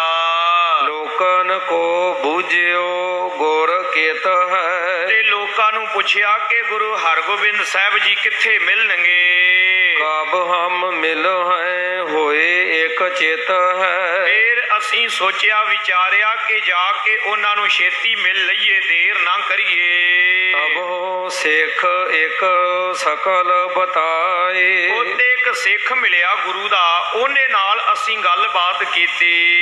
ਖੇਲਤ ਆਬੋ ਸ਼ਿਕਾਰ ਕੋ ਆਏ। ਉਹ ਕਹਿਣ ਲੱਗਾ ਹੁਣੇ ਸ਼ਿਕਾਰ ਖੇਡ ਕੇ ਵਾਪਸ ਆਏ ਹਨ। ਬੈਠੇ ਸ਼ੋਭਤ ਤਖਤ ਸਥਾਨ। ਇਸ ਵੇਲੇ ਤਖਤ ਸਾਹਿਬ ਦੇ ਉੱਤੇ ਸੁਭਾਏਮਾਨ ਹਨ। ਗਨ ਸੁਬਟਨ ਕੋ ਲਾਗ ਦੀਵਾਨ। ਬਹੁਤ ਸਾਰੇ ਸੂਰਮਿਆਂ ਯੋਧਿਆਂ ਦੇ ਸਮੇਤ ਦੀਵਾਨ ਸਜਾਇਆ ਹੋਇਆ ਹੈ। ਮਿਲੋ ਕਰੋ ਦਰਸ਼ਨ ਇਸ ਬੇਰਾ। ਤੇ ਜਾਓ ਜਾ ਕੇ ਦਰਸ਼ਨ ਕਰ ਲਓ। ਹੁਣ ਤਿੰਨ ਗੱਲਾਂ ਉਹਨਾਂ ਨੇ ਦਸੀਆਂ ਨੇ। ਇੱਕ ਦਸੀ ਹੈ ਤਖਤ, ਇੱਕ ਦਸੀ ਹੈ ਸ਼ਿਕਾਰ, ਇੱਕ ਦਸੀ ਹੈ ਕਿ ਫੌਜ ਸੂਰਬੀਰ। ਇਹ ਜਿਹੜੇ ਤਿੰਨ ਸ਼ਬਦ ਦੱਸੇ ਨੇ ਨਾ, ਵੀ ਉਹ ਸ਼ਿਕਾਰ ਤੇ ਗਏ ਨੇ, ਤਖਤ ਤੇ ਬੈਠੇ ਨੇ, ਸੂਰਬੀਰ ਯੋਧੇ ਨਾਲ ਨੇ, ਇਹ ਸ਼ਬਦ ਨਹੀਂ ਹਨ, ਇਹ ਮਾਨੋ ਕਿ ਵਰਸ਼ੇ ਹਨ ਜਿਹੜੇ ਚੰਦੂ ਦੀ ਹਿੱਕ ਵਿੱਚ ਵੱਜੇ ਜਾ ਕੇ। ਐਸੋ ਸਮੋ ਨ ਪਾਵੋ ਫੇਰਾ। ਉਹ ਕਹਿਣ ਲੱਗੇ ਸਾਨੂੰ ਸਿੱਖਾਂ ਨੇ ਦੱਸਿਆ ਵੀ ਹੁਣ ਜਾ ਕੇ ਮਿਲ ਲਓ, ਮੁੜ ਕੇ ਮੌਕਾ ਨਹੀਂ ਮਿਲਣਾ। ਸੁਣ ਹਮ ਬਿਸਮੇ ਕਿਆ ਇਹ ਕਹੈ। ਕਹਿੰਦੇ ਦੀਵਾਨ ਜੀ ਅਸੀਂ ਵੀ ਤੁਹਾਡੀ ਤਰ੍ਹਾਂ ਬੜੇ ਹੈਰਾਨ ਹੋਏ ਸਾਂ, ਇਹ ਸਿੱਖ ਕੀ ਕਹੀ ਜਾਂਦਾ ਹੈ। ਗਾਦੀ ਇਹੋ ਫਕੀਰਨ ਅਹੈ। ਇਹ ਜਿਹੜੀ ਗੱਦੀ ਹੈ ਇਹ ਤਾਂ ਫਕੀਰਾਂ ਦੀ ਗੱਦੀ ਹੈ। ਗੁਰੂ ਨਾਨਕ ਦੀ ਗੱਦੀ ਤਾਂ ਫਕੀਰਾਂ ਦੀ ਗੱਦੀ ਦੱਸੀ ਜਾਂਦੀ। ਕਰਨ ਸ਼ਿਕਾਰ ਸ਼ਸਤਰ ਗਨ ਧਰਵੇ। ਇਹ ਸ਼ਿਕਾਰ ਕਰਦੇ ਨੇ, ਸ਼ਸਤਰ ਧਾਰਨ ਕੀਤਾ ਹੋਇਆ ਇਹਨਾਂ ਨੇ। ਔਰ ਤਖਤ ਪਰ ਬੈਠਣ ਕਰਵੇ। ਔਰ ਇਹ ਤਖਤ ਦੇ ਉੱਪਰ ਬੈਠਦੇ, ਤਖਤ ਤਾਂ ਬਾਦਸ਼ਾਹਾਂ ਦਾ ਹੁੰਦਾ ਹੈ ਤੇ ਜਿਹੜੇ ਹਥਿਆਰ ਨੇ, ਸ਼ਸਤਰ ਨੇ, ਇਹ ਵੀ ਛਤਰੀ ਲੋਕਾਂ ਦਾ, ਜੁਝਾਰੂ ਬਾਦਸ਼ਾਹਾਂ ਦਾ, ਰਾਜਨੀਤਿਕ ਲੋਕਾਂ ਦਾ ਕੰਮ ਹੈ। ਇਹ ਗਾਤ ਕਬ ਤੇ ਕੀਨ ਨਵੀਨ। ਇਹ ਨਵੀਂ ਮਰਜ਼ਾਦਾ ਗੁਰੂ ਘਰ ਦੇ ਵਿੱਚ ਕਦੋਂ ਕਦੀ ਚੱਲੀ ਹੋਈ। ਪਾਤਸ਼ਾਹਨ ਕੀ ਰੀਤ ਪਰਬੀਨ। ਇਸ ਪ੍ਰਕਾਰ ਇਹ ਤਾਂ ਬਾਦਸ਼ਾਹਾਂ ਦੀ ਰੀਤ ਹੈ। ਇਹ ਹਮੇਸ਼ਾ ਹੀ ਤਰਕ ਦਿੱਤਾ ਜਾਂਦਾ ਹੈ ਅਜੇ ਤੱਕ ਵੀ ਕਿ ਇਸੇ ਗੁਰੂ ਘਰ ਦੇ ਵਿੱਚ ਜੀ ਸ਼ਸਤਰਾਂ ਦਾ ਕੀ ਕੰਮ। ਸੰਤ ਗਿਆਨੀ ਜਰਨੈਲ ਸਿੰਘ ਜੀ ਖਾਲਸਾ ਭਿੰਡਰਾਂ ਵਾਲਿਆਂ ਦੇ ਕੋਲ ਇੱਕ ਸਾਧੂ ਜੀ ਨੇ ਆ ਕੇ ਕਿਹਾ ਕਿ ਤੁਸੀਂ ਇਹ ਜਿਹੜੇ ਸ਼ਸਤਰ ਨੇ, ਕਿਰਪਾਨ ਗਲ ਵਿੱਚ ਗਾਤਰੇ ਪਾਉਂਦੇ ਵੱਡੀ 3 ਫੁੱਟੀ, ਇਹਦੇ ਤੋਂ ਖੇ ਡਰ ਲੱਗਦਾ ਵੇਖ ਕੇ, ਤੇ ਇਹ ਕਿਉਂ ਪਾਉਂਦੇ ਹੋ? ਗੁਰਦੁਆਰੇ ਵਿੱਚ ਸ਼ਸਤਰਾਂ ਦਾ ਕੀ ਕੰਮ ਹੈ? ਅੱਗੋਂ ਬਾਬਾ ਜੀ ਕਹਿਣ ਲੱਗੇ ਵੀ ਜਿਹੜਾ ਮੰਦਿਰ ਦੇ ਵਿੱਚ ਇਹ ਸੰਖ, ਚੱਕਰ, ਗਦਾ, ਤਰਸ਼ੂਲ, ਉਹ ਕਹਿਣ ਲੱਗਾ ਜੀ ਉਹ ਤੇ ਭਗਵਾਨ ਦਾ ਹੈ। ਅੱਗੋਂ ਕਹਿਣ ਲੱਗੇ ਵੀ ਤੇ ਭਗਵਾਨ ਦਾ ਹੀ ਹੈ, ਇਹ ਕਿਹਦਾ ਹੈ? ਆ ਜਿਹੜਾ ਅਸੀਂ ਗਲ ਪਾਇਆ ਹੈ ਇਹ ਵੀ ਭਗਵਾਨ ਦਾ ਹੀ ਹੈ ਨਾ, ਇਹ ਕਿਤੇ ਬਗਾਨਾ ਤੇ ਨਹੀਂ। ਭਾਈ ਜੇ ਤਾਂ ਭਗਵਾਨ ਸ਼੍ਰੀ ਰਾਮ ਚੰਦਰ ਜੀ ਤੀਰ ਕਮਾਨ ਪਾਉਣ ਤੇ ਉਹ ਠੀਕ ਹੈ, ਤੇ ਜੇ ਸ਼੍ਰੀ ਕ੍ਰਿਸ਼ਨ ਜੀ ਦੇ ਹੱਥ ਤੇ ਉਂਗਲ ਤੇ ਹੋਵੇ ਚੱਕਰ ਉਹ ਠੀਕ ਹੈ, ਸੁਦਰਸ਼ਨ ਚੱਕਰ, ਤੇ ਜਿਹੜੀ ਗਦਾ ਵੀ ਠੀਕ ਹੈ। ਸ਼੍ਰੀ ਹਨੂਮਾਨ ਜੀ ਦੇ ਕੋਲ, ਲక్ష్ਮੀ ਜੀ ਦੇ ਹੱਥ ਵਿੱਚ, ਵਾਹਿਗੁਰੂ ਦੁਰਗਾ ਦੇ ਹੱਥ ਦੇ ਵਿੱਚ ਤਰਸ਼ੂਲ, ਸ਼ਿਵ ਜੀ ਦੇ ਹੱਥ ਵਿੱਚ ਤਰਸ਼ੂਲ ਠੀਕ ਹੈ, ਤੇ ਗੁਰੂ ਕੇ ਖਾਲਸੇ ਦੇ ਗਾਤਰੇ ਪਾਈ ਹੋਈ ਕਿਰਪਾਨ ਹੀ ਦੁੱਖ ਦਵੇਗੀ। ਫਿਰ ਇਹ ਦੋਗਲਾਪਨ ਹੈ, ਇਹ ਦੋਗਲੀ ਨੀਤੀ ਹੈ। ਇਸ ਕਰਕੇ ਖਾਲਸਾ ਜੀ ਇਹ ਤਰਕ ਉਦੋਂ ਤੋਂ ਦਿੱਤਾ ਜਾਂਦਾ, ਅੱਜ ਵੀ ਇਹ ਤਰਕ ਦਿੱਤਾ ਜਾਂਦਾ। ਇੱਕ ਗੱਲ ਬੜਾ ਧਿਆਨ ਦੇਣ ਵਾਲੀ ਹੈ, ਭਾਰਤ ਦਾ ਸੰਵਿਧਾਨ 25-20 ਧਾਰਾ ਦੇ ਵਿੱਚ ਇਹ ਗੱਲ ਲਿਖੀ ਹੋਈ ਹੈ ਕਿ ਜਿਹੜਾ ਸਿੱਖ ਹੈ, ਗੁਰੂ ਗੋਬਿੰਦ ਸਿੰਘ ਮਹਾਰਾਜ ਜੀ ਦਾ ਸਾਜਿਆ ਹੋਇਆ ਖਾਲਸਾ, ਇਹ ਜਿਹੜਾ ਸਿੱਖ ਹੈ ਇਹ ਬਿਨਾਂ ਕਿਸੇ ਮਿਣਤੀ ਤੋਂ, ਮਿਣਤੀ ਦਾ ਮੁਤਾਜ ਨਹੀਂ ਹੈ ਵੀ 9 ਇੰਚ 6 ਇੰਚ ਕਿ 36 ਇੰਚ ਨਹੀਂ, ਬਿਨਾਂ ਕਿਸੇ ਮਿਣਤੀ ਦੀ ਮੁਤਾਜਗੀ ਤੋਂ ਪੂਰੇ ਭਾਰਤ ਦੇਸ਼ ਦੇ ਵਿੱਚ ਸ਼ਸਤਰ ਪਹਿਨ ਕੇ, ਸ੍ਰੀ ਸਾਹਿਬ ਕਿਰਪਾਨ ਪਹਿਨ ਕੇ ਇਹ ਵਿਚਰ ਸਕਦਾ ਹੈ। ਇਹਦੇ ਤੇ ਕੋਈ ਪਾਬੰਦੀ ਨਹੀਂ, ਰੋਕ ਨਹੀਂ। ਠੀਕ ਹੈ, ਜਹਾਜ਼ ਵਿੱਚ ਪਾਬੰਦੀ ਇੰਨੀ ਕੁ ਲਾ ਦਿੱਤੀ ਕਿ 9 ਇੰਚ, ਚਲੋ ਅਸੀਂ ਮੰਨ ਵੀ ਲਿਆ ਵੀ ਚਲੋ ਠੀਕ ਹੈ, ਕੋਈ ਗੱਲ ਨਹੀਂ, 9 ਇੰਚ ਸਹੀ। ਵੱਡਾ ਸ਼ਸਤਰ ਅਸੀਂ ਜਿਹੜਾ ਹੈ ਉਹ ਜਹਾਜ਼ ਵਿੱਚ ਹੀ ਜਾਣਾ ਹੋਏਗਾ ਤੇ ਬੈਗ ਵਿੱਚ ਰੱਖ ਲਾਂਗੇ, ਚਲੋ ਕੋਈ ਗੱਲ ਨਹੀਂ, ਇੰਨੀ ਕੁ ਮੰਨ ਲਈ ਨੇ। ਖਾਲਸਾ ਜੀ ਸਾਡੀ ਤਾਂ ਗਾਤਰੇ ਪਾਈ ਛੋਟੀ ਕਿਰਪਾਨ ਵੀ ਮੈਟਰੋ ਸਟੇਸ਼ਨਾਂ ਤੇ ਰੋਕ ਲਈ ਜਾਵੇ, ਤੇ ਜਿਹੜੇ ਗੈਰ ਸਿੱਖ ਨੇ ਫਸਾਦੀ ਦੰਗਈ, ਚੇਤਾ ਰੱਖੋ, ਭਾਵੇਂ ਕੋਈ ਹਿੰਦੂ ਹੋਵੇ, ਭਾਵੇਂ ਮੁਸਲਮਾਨ ਹੋਵੇ, ਭਾਵੇਂ ਈਸਾਈ ਹੋਵੇ, ਕੌਣ ਅਧਿਕਾਰ ਦਿੰਦਾ ਹੈ ਗੈਰ ਸਿੱਖਾਂ ਨੂੰ 3 ਫੁੱਟੀ ਕਿਰਪਾਨ ਲੈ ਕੇ ਜਨਤਕ ਥਾਵਾਂ ਤੇ ਵਿਚਰਨ ਦੀ? ਇਹ ਕੋਈ ਸਾਨੂੰ ਕਵੇ ਜੀ ਤੁਸੀਂ ਆਪਣੀ ਗੱਲ ਕਰੋ, ਦੂਜਿਆਂ ਦੀ ਕਿਉਂ ਕਰਦੇ ਹੋ? ਤਾਂ ਕਰਦੇ ਆ ਕਿ 3 ਫੁੱਟੀ ਕਿਰਪਾਨ ਰੱਖਣ ਦਾ ਅਧਿਕਾਰ, ਗਾਤਰੇ ਕਿਰਪਾਨ ਪਾਉਣ ਦਾ ਅਧਿਕਾਰ ਇਹ ਭਾਰਤ ਦੇ ਸੰਵਿਧਾਨ ਦੇ ਵਿੱਚ ਲਿਖਿਆ ਹੋਇਆ ਹੈ ਵੀ ਇਹ ਕੇਵਲ ਤੇ ਕੇਵਲ ਸਿੱਖ ਦਾ ਹੈ। ਨਾ ਕੋਈ ਬੋਧੀ ਪਾ ਸਕੇ, ਨਾ ਜਾਨੀ ਪਾ ਸਕੇ, ਨਾ ਹਿੰਦੂ ਪਾ ਸਕੇ, ਨਾ ਮੁਸਲਮਾਨ ਪਾ ਸਕੇ, ਨਾ ਈਸਾਈ, ਯਹੂਦੀ, ਪਾਰਸੀ ਪਾ ਸਕੇ।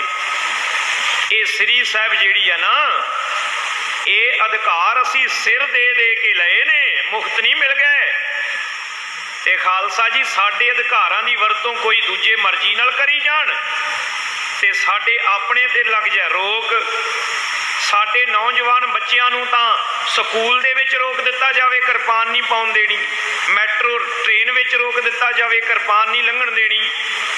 ਤੇ ਜਿਨ੍ਹਾਂ ਨੂੰ ਅਧਿਕਾਰ ਹੀ ਕੋਈ ਨਹੀਂ ਉਹਨਾਂ ਨੂੰ ਕੋਈ ਪੁੱਛੇ ਹੀ ਨਾ ਕਿ ਭਾਈ ਤੁਹਾਨੂੰ ਤੇ ਕਿਰਪਾਨ ਦਾ ਅਧਿਕਾਰ ਨਹੀਂ, ਤੁਸੀਂ ਕਿਧਰ ਲਈ ਫਿਰਦੇ ਹੋ। ਇਹ ਬਿਲਕੁਲ ਹੀ ਕਾਨੂੰਨਾਂ ਦੀ ਉਲੰਘਣਾ, ਸੰਵਿਧਾਨ ਦੀ ਉਲੰਘਣਾ ਹੈ।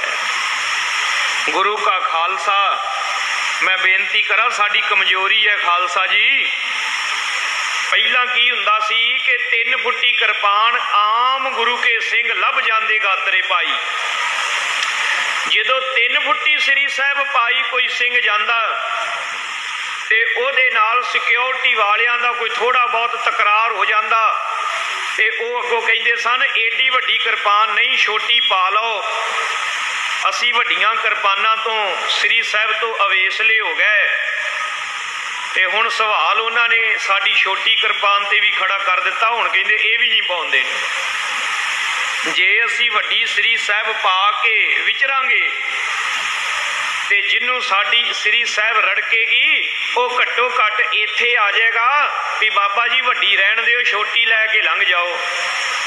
ਤੇ ਜਦੋਂ ਅਸੀਂ 3 ਫੁੱਟੀ ਕਿਰਪਾਨ ਆਪ ਹੀ ਤਿਆਗ ਦਿੱਤੀ ਤੇ ਅਗਲੇ ਤੇ ਫਿਰ ਸਾਡੀ 9 ਇੰਚ ਵਾਲੀ ਤੇ ਵੀ ਪ੍ਰਸ਼ਨ ਚਿੰਨ੍ਹ ਲਾਉਣਗੇ ਨਾ।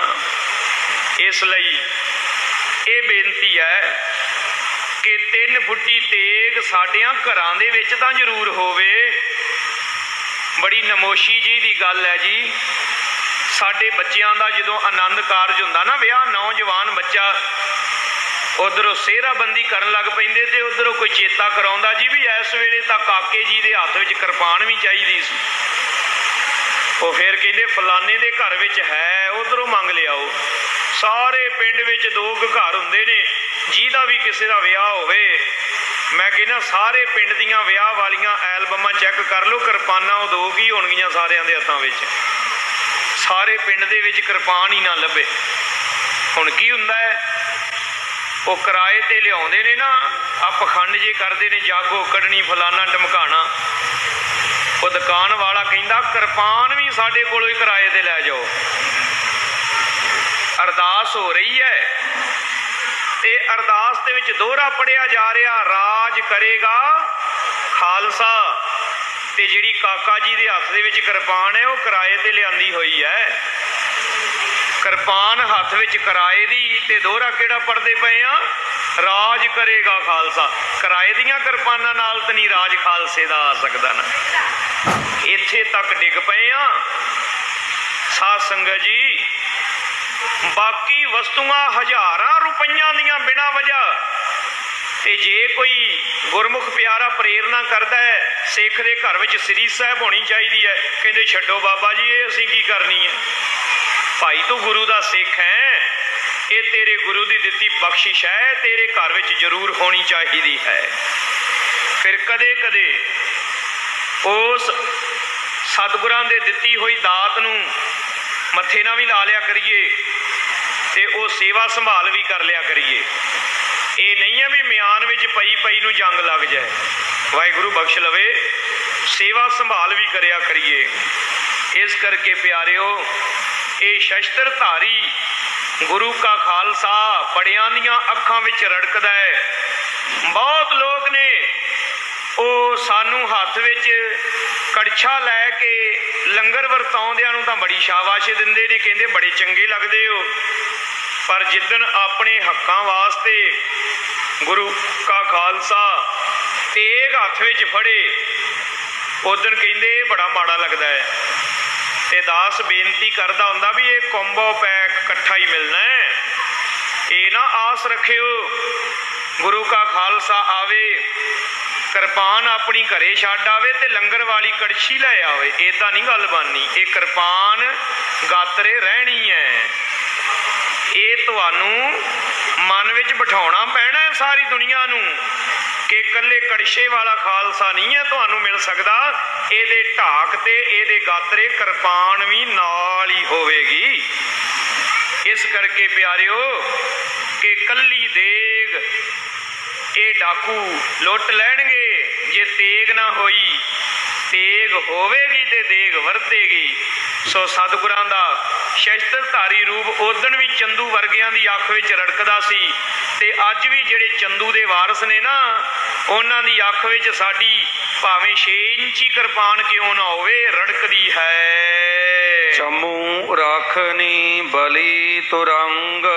ਮੇਰੇ ਸਤਿਗੁਰੂ ਸੱਚੇ ਪਾਤਸ਼ਾਹ ਜੀ ਦਾ ਸਰੂਪ ਦੱਸਣ ਲੱਗ ਪਏ ਦੂਤ। ਕਹਿਣ ਲੱਗੇ ਬੜੇ ਤਗੜੇ ਤਗੜੇ ਘੋੜਿਆਂ ਦੇ ਉੱਤੇ ਸਵਾਰ ਹੁੰਦੇ ਨੇ। ਅਪਰ ਸਮਾਜ ਸ਼ਾਹ ਜਿਮ ਸੰਗ। ਤੇ ਬਾਕੀ ਵੀ ਸਾਰਾ ਸਾਜੋ ਸਮਾਨ ਬਾਦਸ਼ਾਹ ਦੇ ਵਰਗਾ, ਜਿਵੇਂ ਬਾਦਸ਼ਾਹ ਹੋਣ ਕਿਸੇ ਇਲਾਕੇ ਦੇ। ਸੋਣ ਸਿੱਖ ਕਹਿਓ ਜਬੈ ਸੁਧ ਆਈ। ਇਸ ਤਰ੍ਹਾਂ ਜਦੋਂ ਸਿੱਖਾਂ ਨੇ ਸਾਨੂੰ ਦੱਸਿਆ, ਸਾਨੂੰ ਪਤਾ ਲੱਗਾ। ਚੰਦੂ ਕਰਿਓ ਪਾਪ ਅਧਿਕਾਈ। ਤਾਂ ਜਿਹੜਾ ਚੰਦੂ ਹੈ ਸਾਧ ਸੰਗਤ ਜੀ, ਇਹ ਹੈਰਾਨ ਹੈ ਸੁਣ ਕੇ ਭਈ ਇਹ ਕਿਵੇਂ ਹੋ ਸਕਦਾ ਹੈ ਕਿ ਮੈਂ ਤਾਂ ਗੁਰੂ ਨਾਨਕ ਦੀ ਗੱਦੀ ਫਕੀਰਾਂ ਦੀ ਗੱਦੀ ਸਮਝਦਾ ਸਾਂ। ਤਖਤ, ਘੋੜੇ, ਹਥਿਆਰ, ਸਿਪਾਹੀ, ਇਹ ਗੱਲਾਂ ਸੁਣ ਕੇ ਚੰਦੂ ਬੜਾ ਦੁਖੀ ਹੋਇਆ। ਤੇ ਸਿੱਖ ਇਹ ਵੀ ਕਹਿੰਦੇ ਸਨ ਕਿ ਚੰਦੂ ਬੜਾ ਪਾਪੀ, ਬੜਾ ਦੁਸ਼ਟ ਹੈ। ਸ਼੍ਰੀ ਅਰਜਨ ਤਨ ਤਿਆਗ ਸਿਧਾਰੇ। ਤੇ ਸਿੱਖਾਂ ਕੋਲੋਂ ਜਦੋਂ ਪੁੱਛਿਆ ਨਾ ਉਹ ਹਲਕਾਰਿਆਂ ਨੇ, ਦੂਤਾਂ ਨੇ, ਕਿ ਇਹ ਗੁਰੂ ਹਰਗੋਬਿੰਦ ਜੀ ਦਾ ਕਿਹੋ ਜਿਹਾ ਰੂਪ ਹੈ, ਉਹ ਕਹਿਣ ਲੱਗੇ ਇਸ ਰੂਪ ਉਦੋਂ ਦਾ ਬਣਾਇਆ ਹੈ ਜਦੋਂ ਦੇ ਸ਼੍ਰੀ ਗੁਰੂ ਅਰਜਨ ਦੇਵ ਮਹਾਰਾਜ ਜੀ ਸ਼ਹੀਦ ਹੋਏ ਨੇ। ਤਬ ਤੇ ਕ੍ਰੋਧ ਅਧਿਕ ਔਰ ਧਾਰੇ। ਉਦੋਂ ਤੋਂ ਸ੍ਰੀ ਹਰਗੋਬਿੰਦ ਸਾਹਿਬ ਜੀ ਵੀਰ ਰਸ ਵਿੱਚ ਭਰੇ ਹੋਏ ਹਨ। ਦੋਏ ਖੜਗ ਨਿਜ ਘਰ ਮਹਿ ਪਾਏ। ਤੇ ਦੋ ਤਲਵਾਰਾਂ ਆਪਣੇ ਗਲ ਪਾਈਆਂ ਨੇ, ਇੱਕ ਮੀਰੀ ਦੀ ਤੇਗ ਹੈ, ਇੱਕ ਪੀਰੀ ਦੀ ਤੇਗ ਹੈ। ਸਾਧ ਸੰਗਤ ਜੀ, ਜਿਨੇ ਆਪ ਗੁਰਮੁਖ ਸੱਚਖੰਡ ਸ੍ਰੀ ਹਰਮੰਦਰ ਸਾਹਿਬ ਦਰਸ਼ਨ ਕਰਨ ਆਉਂਦੇ ਹੋ ਦੂਰੋਂ ਨੇੜਿਓਂ, ਮੇਰੀ ਬੇਨਤੀ ਹੈ ਸਮਾਂ ਕੱਢ ਕੇ ਆਇਆ ਕਰੋ। ਪਿਛਲੇ ਕੁਝ ਦਿਨੀ ਕੁਝ ਐਸੇ ਗੁਰਮੁਖ ਸੱਜਣ ਮਿਲੇ, ਵਾਰਤਾਲਾਪ ਸੁਣਦੇ ਕਰਦੇ ਆ, ਤੇ ਇਹ ਥੋੜਾ ਜਿਹਾ ਮਨ ਨੂੰ ਮਹਿਸੂਸ ਹੁੰਦਾ ਵੀ ਆਪਾਂ ਇੰਨੀ ਕਾਹਲੀ ਦੇ ਵਿੱਚ ਕਿਉਂ ਗੁਰੂ ਘਰ ਆਉਨੇ ਆ। ਕਾਹਲੀ ਬੜੀ ਆ ਸਾਨੂੰ। ਸਾਧ ਸੰਗਤ ਜੀ, ਇੱਕ ਤਾਂ ਮਨ ਦੇ ਵਿੱਚ ਇਹ ਧਾਰ ਕੇ ਆਉਣਾ ਹੈ ਕਿ ਸੱਚਖੰਡ ਸ੍ਰੀ ਹਰਿਮੰਦਰ ਸਾਹਿਬ ਜੀ ਦੇ ਦਰਸ਼ਨ ਕਰਦਿਆਂ 2 ਘੰਟੇ ਲੱਗਣੇ ਨੇ। ਬੜੇ ਦੁੱਖ ਦੀ ਗੱਲ ਹੈ, ਅੱਜ ਆਪਾਂ ਵੀ ਸਿਫਾਰਿਸ਼ਾਂ ਜੀਆਂ ਲੱਭਦੇ ਫਿਰਦੇ ਆ ਵੀ ਮੱਥਾ ਟੇਕਣ ਵਾਸਤੇ ਵੀ ਸਾਨੂੰ ਕੋਈ ਜਿਹੜਾ ਹੈ ਉਹ ਕੋਈ ਸਿਫਾਰਿਸ਼ ਜੀ ਲੱਭ ਜਾਏ ਤੇ ਸਾਨੂੰ ਕੋਈ ਦੂਜੇ ਰਸਤੇ ਹੀ ਲੰਘਾ ਦੇ। ਇਹ ਬੜੀ ਮਾੜੀ ਗੱਲ ਜੇ, ਬਖਸ਼ ਲਿਓ। ਇਹ ਬਿਲਕੁਲ ਮਨ ਦੇ ਵਿੱਚੋਂ ਕੱਢ ਦਈਏ, ਪਾਪ ਹੈ। ਦੂਜੀ ਬੇਨਤੀ ਕਿ ਜੇ ਆਪਾਂ ਦਰਸ਼ਨ ਕਰਨ ਆਉਣਾ ਤੇ ਕੇਵਲ 2 ਘੰਟੇ ਤਾਂ ਦਰਬਾਰ ਸਾਹਿਬ ਜੀ ਦੀ ਦਰਸ਼ਨਾਂ ਦੀ ਕਤਾਰ ਵਿੱਚ ਹੀ ਗਿਣ ਕੇ ਚੱਲਣੇ ਨੇ, ਤੇ ਕੁੱਲ ਘੱਟੋ ਘੱਟ 5-6 ਘੰਟੇ ਦਾ ਸਮਾਂ ਗਿਣ ਕੇ ਚੱਲੋ। ਕੇਵਲ ਤੇ ਕੇਵਲ ਦਰਬਾਰ ਸਾਹਿਬ ਜੀ ਦੇ ਦਰਸ਼ਨ, ਸ੍ਰੀ ਅਕਾਲ ਤਖਤ ਸਾਹਿਬ ਜੀ ਦੇ ਦਰਸ਼ਨ, ਇਸੇ ਤਰ੍ਹਾਂ ਗੁਰੂ ਕਾ ਲੰਗਰ ਵੀ ਛਕਣਾ ਹੈ। ਤੇ ਇੱਕ ਗੱਲ ਬਹੁਤ ਜ਼ਰੂਰੀ ਹੈ ਜਿਹੜੀ ਆਪਾਂ ਅੱਜ ਭੁੱਲਦੇ ਜਾ ਰਹੇ ਹਾਂ, ਉਹ ਇਹ ਵੀ ਹੈ ਕਿ ਆਪਣੇ ਬੱਚਿਆਂ ਨੂੰ ਵੀ ਤੇ ਆਪ ਵੀ ਆਪਾਂ ਸੱਚਖੰਡ ਸ੍ਰੀ ਹਰਿਮੰਦਰ ਸਾਹਿਬ ਦੇ ਦਰਸ਼ਨ ਉਹਨਾਂ ਚਿਰ ਅਧੂਰੇ ਨੇ ਜਿੰਨਾ ਚਿਰ ਕੇਂਦਰੀ ਸਿੱਖ ਅਜਾਇਬ ਘਰ ਦੇ ਦਰਸ਼ਨ ਨਹੀਂ ਕਰ ਲੈਂਦੇ। ਉਹਨੂੰ ਕੇਵਲ ਇਹ ਨਾ ਸਮਝੋ ਅਜਾਇਬ ਘਰ ਹੈ। ਖਾਲਸਾ ਜੀ, ਉੱਥੇ ਆਪਾਂ ਦਰਸ਼ਨ ਕਰਾਂਗੇ 6ਵੇਂ ਪਾਤਸ਼ਾਹ ਜੀ ਦੀਆਂ 2 ਤੇਗਾਂ ਦੇ, ਮੀਰੀ ਤੇ ਪੀਰੀ ਦੀਆਂ ਤੇਗਾਂ ਦੇ। ਉੱਥੇ ਧੰਨ ਗੁਰੂ ਕਲਗੀਧਰ ਜੀ ਦੀਆਂ, ਮਹਾਰਾਜ ਜੀ ਦੇ ਸ਼ਸਤਰਾਂ ਦੇ ਦਰਸ਼ਨ ਹੋਣਗੇ। ਕਲਗੀਧਰ ਜੀ ਦੇ ਉਹ ਕੁਰਬਾਨ ਜਾਈਏ ਮਹਾਰਾਜ ਜੀ ਦੇ ਕੰਘੇ ਦੇ ਦਰਸ਼ਨ ਹੋਣਗੇ। ਉਤੋਂ ਮੇਰੇ ਸਤਿਗੁਰਾਂ ਦੇ ਕਮਰ ਕੱਸੇ ਦੇ ਦਰਸ਼ਨ ਹੋਣਗੇ। ਉੱਤੇ ਉਹਨਾਂ ਸ਼ਹੀਦਾਂ ਸਿੰਘਾਂ ਮਹਾਂਪੁਰਖਾਂ ਦੀਆਂ ਉਹਨਾਂ ਨਿਸ਼ਾਨੀਆਂ ਦੇ ਦੀਦਾਰ ਹੋਣਗੇ। ਸਾਧ ਸੰਗਤ ਜੀ, ਇੰਨੀਆਂ ਕਾਹਲੀਆਂ ਨਾ ਕਰੀਏ। ਇਹ ਆਪਣੇ ਜੀਵਨ ਦੇ ਵਿੱਚੋਂ ਸ਼ਰਧਾ, ਪ੍ਰੇਮ, ਭਾਵਨਾ, ਸੰਤੋਖ, ਸ਼ਾਂਤੀ, ਮਾਣ, ਸਵੈਮਾਣ ਇਹ ਮੁੱਕ ਜਾਏਗਾ ਸਾਰਾ। ਫਿਰ ਜੇ ਚਾਹੁੰਦੇ ਆ ਕਿ ਸਾਡੇ ਅੰਦਰ ਪ੍ਰੇਮ ਹੋਵੇ, ਸ਼ਰਧਾ ਹੋਵੇ, ਭਰੋਸਾ ਹੋਵੇ, ਸਿਦਕ ਹੋਵੇ, ਤੇ ਮੇਰੀ ਬੇਨਤੀ ਹੈ ਆਪਣੇ ਬੱਚਿਆਂ ਨੂੰ ਕੇਂਦਰੀ ਸਿੱਖ ਅਜਾਇਬ ਘਰ ਦੇ ਦਰਸ਼ਨ ਜ਼ਰੂਰ ਕਰਾਇਆ ਕਰੋ। ਜਿਹੜੇ ਦੂਰੋਂ ਆਉਨੇ ਆ ਉਹ ਤਾਂ ਕੋਈ ਚਿਰ ਬਾਅਦ ਆਉਂਦੇ ਨੇ ਹਰ ਵਾਰ ਹੀ। ਜਿਹੜੇ ਨੇੜੇ ਤੇੜੇ ਵਾਲੇ ਵੀ ਆ ਨਾ, ਲੋਕਲ ਆ, ਆਪਾਂ ਵੀ ਕਿਤੇ 6 ਮਹੀਨੇ ਸਹੀ ਅਜਾਇਬ ਘਰ ਦੇ ਦਰਸ਼ਨ ਜ਼ਰੂਰ ਹੀ ਕਰਿਆ ਕਰੀਏ। ਤੇ ਇਹ ਮਨ ਵਿੱਚ ਬਿਠਾ ਲਈਏ, ਅਜਾਇਬ ਘਰ ਦੇ ਦਰਸ਼ਨਾਂ ਤੋਂ ਬਗੈਰ ਹਰਮੰਦਰ ਸਾਹਿਬ ਜੀ ਦੀ ਯਾਤਰਾ ਪੂਰੀ ਨਹੀਂ ਹੋ ਸਕਦੀ। ਇਸ ਤਰ੍ਹਾਂ ਸਾਡੇ ਮਨ ਵਿੱਚ ਮਾਣ ਪੈਦਾ ਹੋਏਗਾ, ਸਾਡੇ ਅੰਦਰ ਸਤਿਗੁਰੂ ਜੀ ਦੀ ਕਿਰਪਾ ਵਰਤੇਗੀ। ਅੰਗ ਸੰਗ ਧਨ ਤਰਕਸ਼ ਲਾਏ। ਉਹ ਕਹਿਣ ਲੱਗੇ ਜੀ ਉਹਨਾਂ ਨੇ ਤੀਰ ਕਮਾਨ ਤੇ ਜਿਹੜੇ ਤੀਰ ਨੇ ਉਹ ਪੱਥਾ ਭਰਿਆ ਹੋਇਆ, ਆਪਣੀ ਪਿੱਠ ਤੇ ਲੱਦਿਆ ਹੋਇਆ। ਰਾਖ ਲਈ ਸੈਨਾ ਸਮੁਦਾਈ। ਬਹੁਤ ਭਾਰੀ ਤਗੜੇ ਤਗੜੇ ਯੋਧੇ, 6-6 ਫੁੱਟ, 6.5 6.5 ਫੁੱਟੇ ਜਵਾਨ, ਮੁੱਛ ਫੁੱਟ ਗੱਭਰੂ, ਤੇ ਉਹਨਾਂ ਦੇ ਹੱਥਾਂ ਦੇ ਵਿੱਚ ਤੇਗਾਂ, ਵਰਸ਼ੇ, ਢਾਲਾਂ, ਬੰਦੂਕਾਂ, ਤੀਰ ਕਮਾਨ ਇਤਿਆਦਿਕ ਹਨ।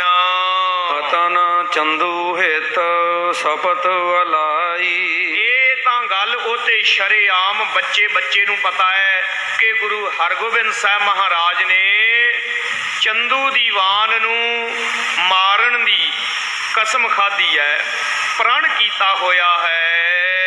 ਦਿਨ ਪ੍ਰਤ ਸਭ ਸਮਾਜ ਅਧਿਕਾਇਓ। ਇਹ ਦਿਨ ਪ੍ਰਤੀ ਦਿਨ ਸ਼ਸਤਰ ਘੋੜੇ ਸੂਰਮੇ ਵੱਧਦੇ ਜਾਂਦੇ ਹਨ। ਬੈਠਣ ਹੇਤ ਤਖਤ ਬਣਵਾਇਓ। ਪਹਿਲਾਂ ਤਾਂ ਗੁਰਤਾ ਗੱਦੀ ਕਹਿੰਦੇ ਸਨ ਤੇ ਹੁਣ ਗੱਦੀ ਨਹੀਂ, ਹੁਣ ਤਾਂ ਤਖਤ ਬਣਾ ਲਿਆ। ਤਬ ਹਮ ਸੁਣ ਕੇ ਗਏ ਅਗਾਰੀ। ਉਹ ਕਹਿੰਦੇ ਫਿਰ ਅਸੀਂ ਇਹ ਗੱਲਾਂ ਸਾਰੀਆਂ ਸੁਣੀਆਂ ਹੀ ਨਹੀਂ, ਅੱਗੇ ਜਾ ਕੇ ਜਦੋਂ ਨੇੜੇ ਹੋ ਕੇ ਵੇਖਿਆ, ਦੇਖੇ ਬਹੁ ਬੈਠੇ ਭਟ ਭਾਰੀ। ਅਸੀਂ ਵੇਖਿਆ ਬੜੇ ਬੜੇ ਸੂਰਮੇ ਯੋਧੇ ਗੁਰੂ ਹਰਗੋਬਿੰਦ ਜੀ ਦੇ ਨਾਲ ਬੈਠੇ ਖਲੋਤੇ ਹਨ। ਆਪ ਸ਼ਸਤਰ ਜੋਤ ਤਖਤ ਸੁਹਾਏ। 5 ਸ਼ਸਤਰ ਧਾਰਨ ਕਰਕੇ ਸਤਿਗੁਰੂ ਜੀ ਤਖਤ ਉੱਪਰ ਸੋਭਨੀਕ ਹੋਏ ਬੈਠੇ। ਜਾਏ ਨਿਕਟ ਹਮ ਸੀਸ ਨਿਵਾਏ।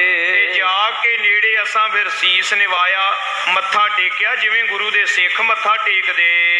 ਲੈ ਤੁਮ ਨਾਮ ਦਈ ਜਬ ਪਾਤੀ। ਜਦੋਂ ਅਸੀਂ ਤੁਹਾਡਾ ਨਾਮ ਲਿਆ ਤੇ ਤੁਹਾਡੀ ਚਿੱਠੀ ਉਹਨਾਂ ਦੇ ਹਵਾਲੇ ਕੀਤੀ। ਚਿਤਵਤ ਪਿਤ ਕੋ ਸੁਲਗਤ ਛਾਤੀ। ਜਿਵੇਂ ਹੀ ਉਹਨਾਂ ਨੇ ਤੁਹਾਡਾ ਨਾਂ ਲਿਆ, ਅਸੀਂ ਤੁਹਾਡਾ ਨਾਂ ਲਿਆ ਉਹਨਾਂ ਦੇ ਸਾਹਮਣੇ, ਤਾਂ ਉਹਨਾਂ ਨੂੰ ਆਪਣੇ ਪਿਤਾ ਜੀ ਦੀ ਸ਼ਹੀਦੀ ਦੀ ਯਾਦ ਆ ਗਈ ਤੇ ਉਹ ਜੋਸ਼ ਨਾਲ ਭਰ ਗਏ। ਜਬ ਪੜਵਾਏ ਸੁਣੀ ਰਿਸ ਤਾਰੀ। ਜਦੋਂ ਮੈਂ ਉਹ ਚਿੱਠੀ ਉਹਨਾਂ ਦੇ ਹਵਾਲੇ ਕੀਤੀ, ਦੀਵਾਨ ਜੀ ਉਹਨਾਂ ਨੇ ਆਪਣੇ ਕਿਸੇ ਸਿੱਖ ਦੇ ਕੋਲੋਂ ਚਿੱਠੀ ਪੜਵਾਈ। ਜਿਵੇਂ ਜਿਵੇਂ ਉਹਨਾਂ ਦਾ ਸਿੱਖ ਚਿੱਠੀ ਪੜ੍ਹਦਾ ਜਾਵੇ ਤਿਵੇਂ ਤਿਵੇਂ ਦੂਤ ਕਹਿਣ ਲੱਗਾ, ਗੁਰੂ ਹਰਗੋਬਿੰਦ ਸਾਹਿਬ ਜੀ ਗੁੱਸੇ ਵਿੱਚ ਆਈ ਜਾਣ। ਬਹੁ ਕਠੋਰ ਤਾਬ ਗਿਰਾ ਉਚਾਰੀ। ਹੁਣ ਜਦੋਂ ਇਹ ਦੂਤ ਆਪਣੇ ਮਾਲਕ ਨੂੰ ਦੱਸੇਗਾ, ਇਹ ਸ਼ਬਦ ਵਰਤੇਗਾ, ਉਹਨਾਂ ਨੇ ਕਸਮ ਖਾਧੀ ਹੈ। ਆਪਾਂ ਸ਼ਬਦ ਵਰਤਾਂਗੇ, ਮਹਾਰਾਜ ਨੇ ਪ੍ਰਣ ਕੀਤਾ ਹੈ। ਕਸਮਾਂ ਨਹੀਂ ਖਾਂਦੇ ਸਾਡੇ ਸਤਿਗੁਰੂ ਜੀ, ਨਾ ਹੀ ਗੁਰੂ ਕੇ ਸਿੱਖ ਨੂੰ ਕਸਮ ਖਾਣ ਦਾ ਹੁਕਮ ਹੈ। ਉਹ ਕਵੇਗਾ ਸਤਿਗੁਰੂ ਜੀ ਕ੍ਰੋਧ ਵਿੱਚ ਆ ਗਏ। ਆਪਾਂ ਜਾਣਦੇ ਹਾਂ ਕ੍ਰੋਧ ਵਗੈਰਾ ਜਿਹੜੇ ਵਿਕਾਰ ਨੇ ਸਤਿਗੁਰਾਂ ਤੇ ਹਾਵੀ ਨਹੀਂ, ਇਹ ਸਤਿਗੁਰਾਂ ਦੇ ਕਾਬੂ ਵਿੱਚ ਨੇ। ਇਸ ਲਈ ਗੁਰਮਤਿ ਦੇ ਵਿੱਚ ਜਿਹੜਾ ਸ਼ਬਦ ਹੈ ਉਹ ਵੀਰ ਰਸ। ਤੇ ਜਦੋਂ ਉਹ ਕਵੇਗਾ ਕਿ ਗੁਰੂ ਹਰਗੋਬਿੰਦ ਸਾਹਿਬ ਮਹਾਰਾਜ ਜੀ ਨੇ ਇਸ ਤਰ੍ਹਾਂ ਤੁਹਾਡੇ ਬਾਬਤ ਕੌੜੇ ਬੋਲ ਬੋਲੇ, ਚੇਤਾ ਰੱਖਣਾ ਮੇਰਾ ਸਤਿਗੁਰੂ ਕੌੜੇ ਬੋਲ ਨਹੀਂ ਬੋਲਦਾ, ਪਰ ਜੇ ਹੋ ਜਿਹਾ ਕੋਈ ਬੀਜੇਗਾ ਤੇ ਇਹੋ ਜਿਹਾ ਨੂੰ ਵੱਢਣਾ ਪਵੇਗਾ। ਜਿਹੜਾ ਜੇ ਚੀਜ਼ ਦਾ ਅਧਿਕਾਰੀ ਹੈ ਨਾ, ਉਹਨੂੰ ਉਹੋ ਜਿਹੀ ਚੀਜ਼ ਪ੍ਰਾਪਤ ਹੁੰਦੀ ਹੈ। ਪਿਤਾ ਬੈਰ ਕੋ ਤਿਆਗ ਹੈ ਨਾਹਿ ਨਾ। ਉਹ ਆਪਣੇ ਪਿਤਾ ਦੇ ਵੈਰ ਨੂੰ ਤਿਆਗਣਾ ਨਹੀਂ ਚਾਹੁੰਦੇ। ਇਹ ਤਾਂ ਦੂਤ ਕਹਿੰਦਾ ਹੈ ਨਾ। ਤੇ ਗੁਰਮਤਿ ਦੀ ਜੇ ਸ਼ਬਦਾਵਲੀ ਵਰਤਾਂਗੇ ਤਾਂ ਉਹਦਾ ਮਤਲਬ ਇਹ ਬਣਦਾ ਹੈ ਕਿ ਜਿਹੜੇ ਏਡੇ ਵੱਡੇ ਪਾਪੀ ਅਪਰਾਧੀ ਦੁਸ਼ਟ ਨੇ, ਉਹਨਾਂ ਨੂੰ ਉਹਨਾਂ ਦੇ ਪਾਪ ਦੀ ਸਜ਼ਾ ਦੇਣ ਤੇ ਸਤਿਗੁਰੂ ਦ੍ਰਿੜ ਹਨ। ਤਰਾਸ ਹਿਰਦੇ ਮਹੁ ਮਨ ਹੈ ਕਾਹੇ ਨਾ। ਤੇ ਉਹ ਨਹੀਂ ਮੰਨਦੇ ਕਿਸੇ ਦਾ ਵੀ ਡਰ। ਤਾਂ ਸਤਿਗੁਰੂ ਤਾਂ ਹੈ ਨਹੀਂ ਨਿਰਭਉ, ਤੇ ਜੇ ਗੁਰੂ ਡਰ ਗਿਆ ਤੇ ਉਹ ਗੁਰੂ ਕਾਹਦਾ ਹੋਇਆ, ਤੇ ਜੇ ਸਿੱਖ ਡਰ ਗਿਆ ਤੇ ਸਿੱਖ ਕਾਹਦਾ ਹੋਇਆ। ਨਿਰਭਉ ਜਪੈ ਸਗਲ ਭਉ ਮਿਟੈ, ਜਿਨ ਨਿਰਭਉ ਜਿਨ ਹਰ ਨਿਰਭਉ ਧਿਆਇਆ ਜੀ ਤਿਨਕਾ ਭਉ। ਸਭ ਗਵਾਸੀ ਸਤਿਗੁਰੂ ਵੀ ਨਿਰਭਉ ਨੇ ਤੇ ਗੁਰੂ ਕਾ ਸਾਜਿਆ ਹੋਇਆ ਖਾਲਸਾ ਵੀ ਨਿਰਭਉ ਹੈ। ਚੰਦੂ ਸੰਗ ਕਹੋ ਅਸ ਜਾਈ। ਫਿਰ ਉਹਨਾਂ ਨੇ ਸਾਨੂੰ ਆਖਿਆ ਜਾਓ ਚੰਦੂ ਨੂੰ ਜਾ ਕੇ ਸਾਡੇ ਵੱਲੋਂ ਕਹਿ ਦੇਣਾ। ਆਪਦਾ ਘੋਰ ਮੂੜ ਨਿਰਾਈ। ਉਸ ਮੂਰਖ ਦੀ ਮੁਸੀਬਤ, ਉਹਦਾ ਅੰਤ ਬਹੁਤ ਨੇੜੇ ਆ ਗਿਆ ਹੈ। ਇੱਕ ਤਾਂ ਤਨ ਕੀ ਬੈਸ ਨਵੀਨ। ਇੱਕ ਤਾਂ ਜੀ ਗੁਰੂ ਹਰਗੋਬਿੰਦ ਸਾਹਿਬ ਜੀ ਅਜੇ ਨਵੀਨ ਉਮਰ ਦੇ ਨੇ, ਅਜੇ ਥੋੜੀ ਉਮਰ ਦੇ ਹਨ। ਦੂਜੇ ਸ਼ਸਤਰ ਅੰਗ ਧਾਰ ਲੀਨ। ਤੇ ਦੂਜਾ ਸ਼ਸਤਰ ਹਥਿਆਰ ਉਹਨਾਂ ਨੇ ਸਰੀਰ ਤੇ ਧਾਰਨ ਕੀਤੇ ਹੋਏ ਨੇ।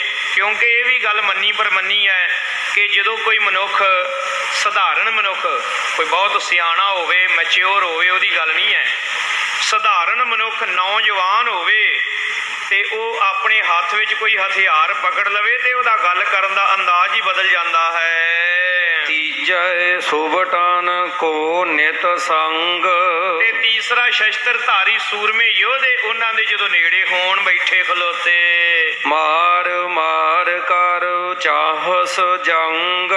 ਮਾਰ ਲਓ ਕਰਦੇ ਲਲਕਾਰੇ ਮਾਰਦੇ ਚਾਹੁੰਦੇ ਹੋਣ ਵੀ ਜੰਗ ਕਰੀਏ, ਯੁੱਧ ਕਰੀਏ। ਤੁਝ ਤੇ ਕੁਛ ਉਪਾਏ ਹੋਏ ਆਵੈ। ਇਸ ਕਰਕੇ ਤੁਝ ਤੇ ਕਛ ਉਪਾਏ ਹੋਏ ਆਵੈ। ਕਹਿੰਦੇ ਨੇ ਜਾ ਜਾ ਕੇ ਚੰਦੂ ਨੂੰ ਕਹਿ ਦੇ ਕਿ ਚੰਦੂ ਜੋ ਵੀ ਤੇਰੇ ਕੋਲੋਂ ਪ੍ਰਬੰਧ ਹੁੰਦੇ ਹੀ ਉਹ ਨਾ ਆਪਣੀ ਜਾਨ ਬਚਾਉਣ ਦੇ ਤਗੜਾ ਹੋ ਕੇ ਕਰ ਲੈ। ਭਲੀ ਅਹੈ ਤੋ ਜੇ ਬਚ ਜਾਵੈ। ਬੜੀ ਭਲੀ ਗੱਲ ਹੋਵੇਗੀ ਜੇ ਤੂੰ ਕਿਧਰੇ ਬਚ ਜਾਵੇਂਗਾ, ਤੈਨੂੰ ਛੱਡਦੇ ਨਹੀਂ ਹੁਣ, ਤੇਰਾ ਹੁਣ ਨਾਸ ਕਰ ਦਿਆਂਗੇ। ਬੜੀ ਭਲੀ ਹੋਵੇਗੀ ਜੇ ਤੂੰ ਬਚ ਜਾਵੇਂ, ਆਪਣਾ ਯਤਨ ਕਰ ਲੈ। ਸੋ ਔਰ ਕਰਤ ਅਦਕ ਉਤਸਾਹੂ। ਸੋ ਔਰ ਕਰਤ ਇਸ ਪ੍ਰਕਾਰ ਉਹਨਾਂ ਨੇ ਕੀਤਾ ਹੋਇਆ ਹੈ ਅਦਕ ਉਤਸਾਹੂ। ਆਪਣੇ ਹਿਰਦੇ ਵਿੱਚ ਬਹੁਤ ਕੌਨਫੀਡੈਂਸ ਦੇ ਵਿੱਚ, ਬਹੁਤ ਸਵੈਮਾਨ ਦੇ ਵਿੱਚ, ਭਰੋਸੇ ਦੇ ਨਾਲ ਇਹ ਗੱਲਾਂ ਕਰਦੇ ਨੇ ਗੁਰੂ ਹਰਗੋਬਿੰਦ ਜੀ। ਕੁਛ ਨਹਿ ਤਰਾਸ ਕਰਤ ਚਿਤ ਮਾਹੂ। ਆਪਣੇ ਚਿੱਤ ਦੇ ਵਿੱਚ ਕੋਈ ਡਰ, ਕੋਈ ਭੈ, ਕੋਈ ਤਰਾਸ ਨਹੀਂ ਧਾਰਨ ਕਰਦੇ। ਇਸ ਤਰ੍ਹਾਂ ਚੰਦੂ ਨੂੰ ਇਹਦੇ ਜਿਹੜੇ ਭੇਜੇ ਹੋਏ ਦੂਤ ਨੇ ਉਹਨਾਂ ਨੇ ਸਾਰੀ ਗੱਲ ਦੱਸ ਦਿੱਤੀ, ਸਮਝਾ ਦਿੱਤੀ ਹੈ। ਚੰਦੂ ਡਰ ਗਿਆ ਹੈ ਬਹੁਤ ਜ਼ਿਆਦਾ। ਹੁਣ ਇਹ ਰਚੇਗਾ ਸਾਜ਼ਿਸ਼, ਤੇ ਸਾਜ਼ਿਸ਼ ਹੋਵੇਗੀ ਬਹੁਤ ਖਤਰਨਾਕ। ਸਾਧ ਸੰਗਤ ਜੀ ਅੱਗੋਂ ਫਿਰ ਨਤੀਜਾ ਕੀ ਇਹਦਾ ਨਿਕਲੇਗਾ ਉਹ ਆਉਂਦੇ ਦਿਨਾਂ ਦੇ ਪ੍ਰਸੰਗ ਵਿੱਚ ਆਪਾਂ ਸੁਣਾਂਗੇ ਕਿ ਕਿਵੇਂ ਸਤਿਗੁਰੂ ਸ੍ਰੀ ਗੁਰੂ ਹਰਗੋਬਿੰਦ ਸਾਹਿਬ ਮਹਾਰਾਜ ਜੀ ਨੂੰ ਖਤਮ ਕਰਨ ਲਈ ਇਹ ਦੁਸ਼ਟ ਹੁਣ ਨਵੀਆਂ ਸਾਜ਼ਿਸ਼ਾਂ ਰਚੇਗਾ। ਸਤਿਗੁਰੂ ਜੀ ਕਿਰਪਾ ਕਰਨ, ਸਾਡੇ ਹਿਰਦੇ ਦੇ ਵਿੱਚ ਆਪਣੇ ਪ੍ਰਤੀ ਸ਼ਰਧਾ ਪ੍ਰੇਮਾ ਭਾਵਨੀ ਬਖਸ਼ਣ। ਗੁਰੂ ਕੇ ਚਰਨ ਸਾਡੀਆਂ ਮਨ ਬਿਰਤੀਆਂ ਦੇ ਵਿੱਚ ਟਿਕ ਜਾਣ। ਸਤਿਗੁਰਾਂ ਦੀ ਬਾਣੀ ਦੇ ਨਾਲ, ਸਤਿਗੁਰਾਂ ਦੀ ਵਡਿਆਈ ਦੇ ਨਾਲ ਸਾਡੇ ਮਨ ਦਾ ਪ੍ਰੇਮ ਪੈ ਜਾਵੇ। ਬੇਅੰਤ ਭੁੱਲਾਂ, ਗਲਤੀਆਂ, ਤਰੁੱਟੀਆਂ ਸੁਭਾਵਕ ਰਹਿ ਜਾਂਦੀਆਂ। ਸਤਿਗੁਰੂ ਤੇ ਗੁਰੂ ਕੀ ਸੰਗਤ ਬਖਸ਼ਿੰਦੋ ਬਖਸ਼ ਲੈਣਾ ਜੀ। ਆਓ ਅਖੀਰਲੇ ਬਚਨਾਂ ਨੂੰ ਰਸਨਾ ਦੁਆਰਾ ਸਾਂਝੇ ਕਰਕੇ ਪੂਰੇ ਸਤਿਗੁਰਾਂ ਦੇ ਦਰ ਘਰ ਦੀਆਂ ਖੁਸ਼ੀਆਂ ਪ੍ਰਾਪਤ ਕਰੀਏ ਜੀ। ਸੋ ਔਰ ਕਰਤ ਅਦਕ ਉਤਸਾਹੂ। ਕੁਛ ਨਹਿ ਤਰਾਸ ਕਰਤ ਚਿਤ ਮਾਹੂ। ਵਾਹਿਗੁਰੂ ਜੀ ਕਾ ਖਾਲਸਾ, ਵਾਹਿਗੁਰੂ ਜੀ ਕੀ ਫਤਿਹ।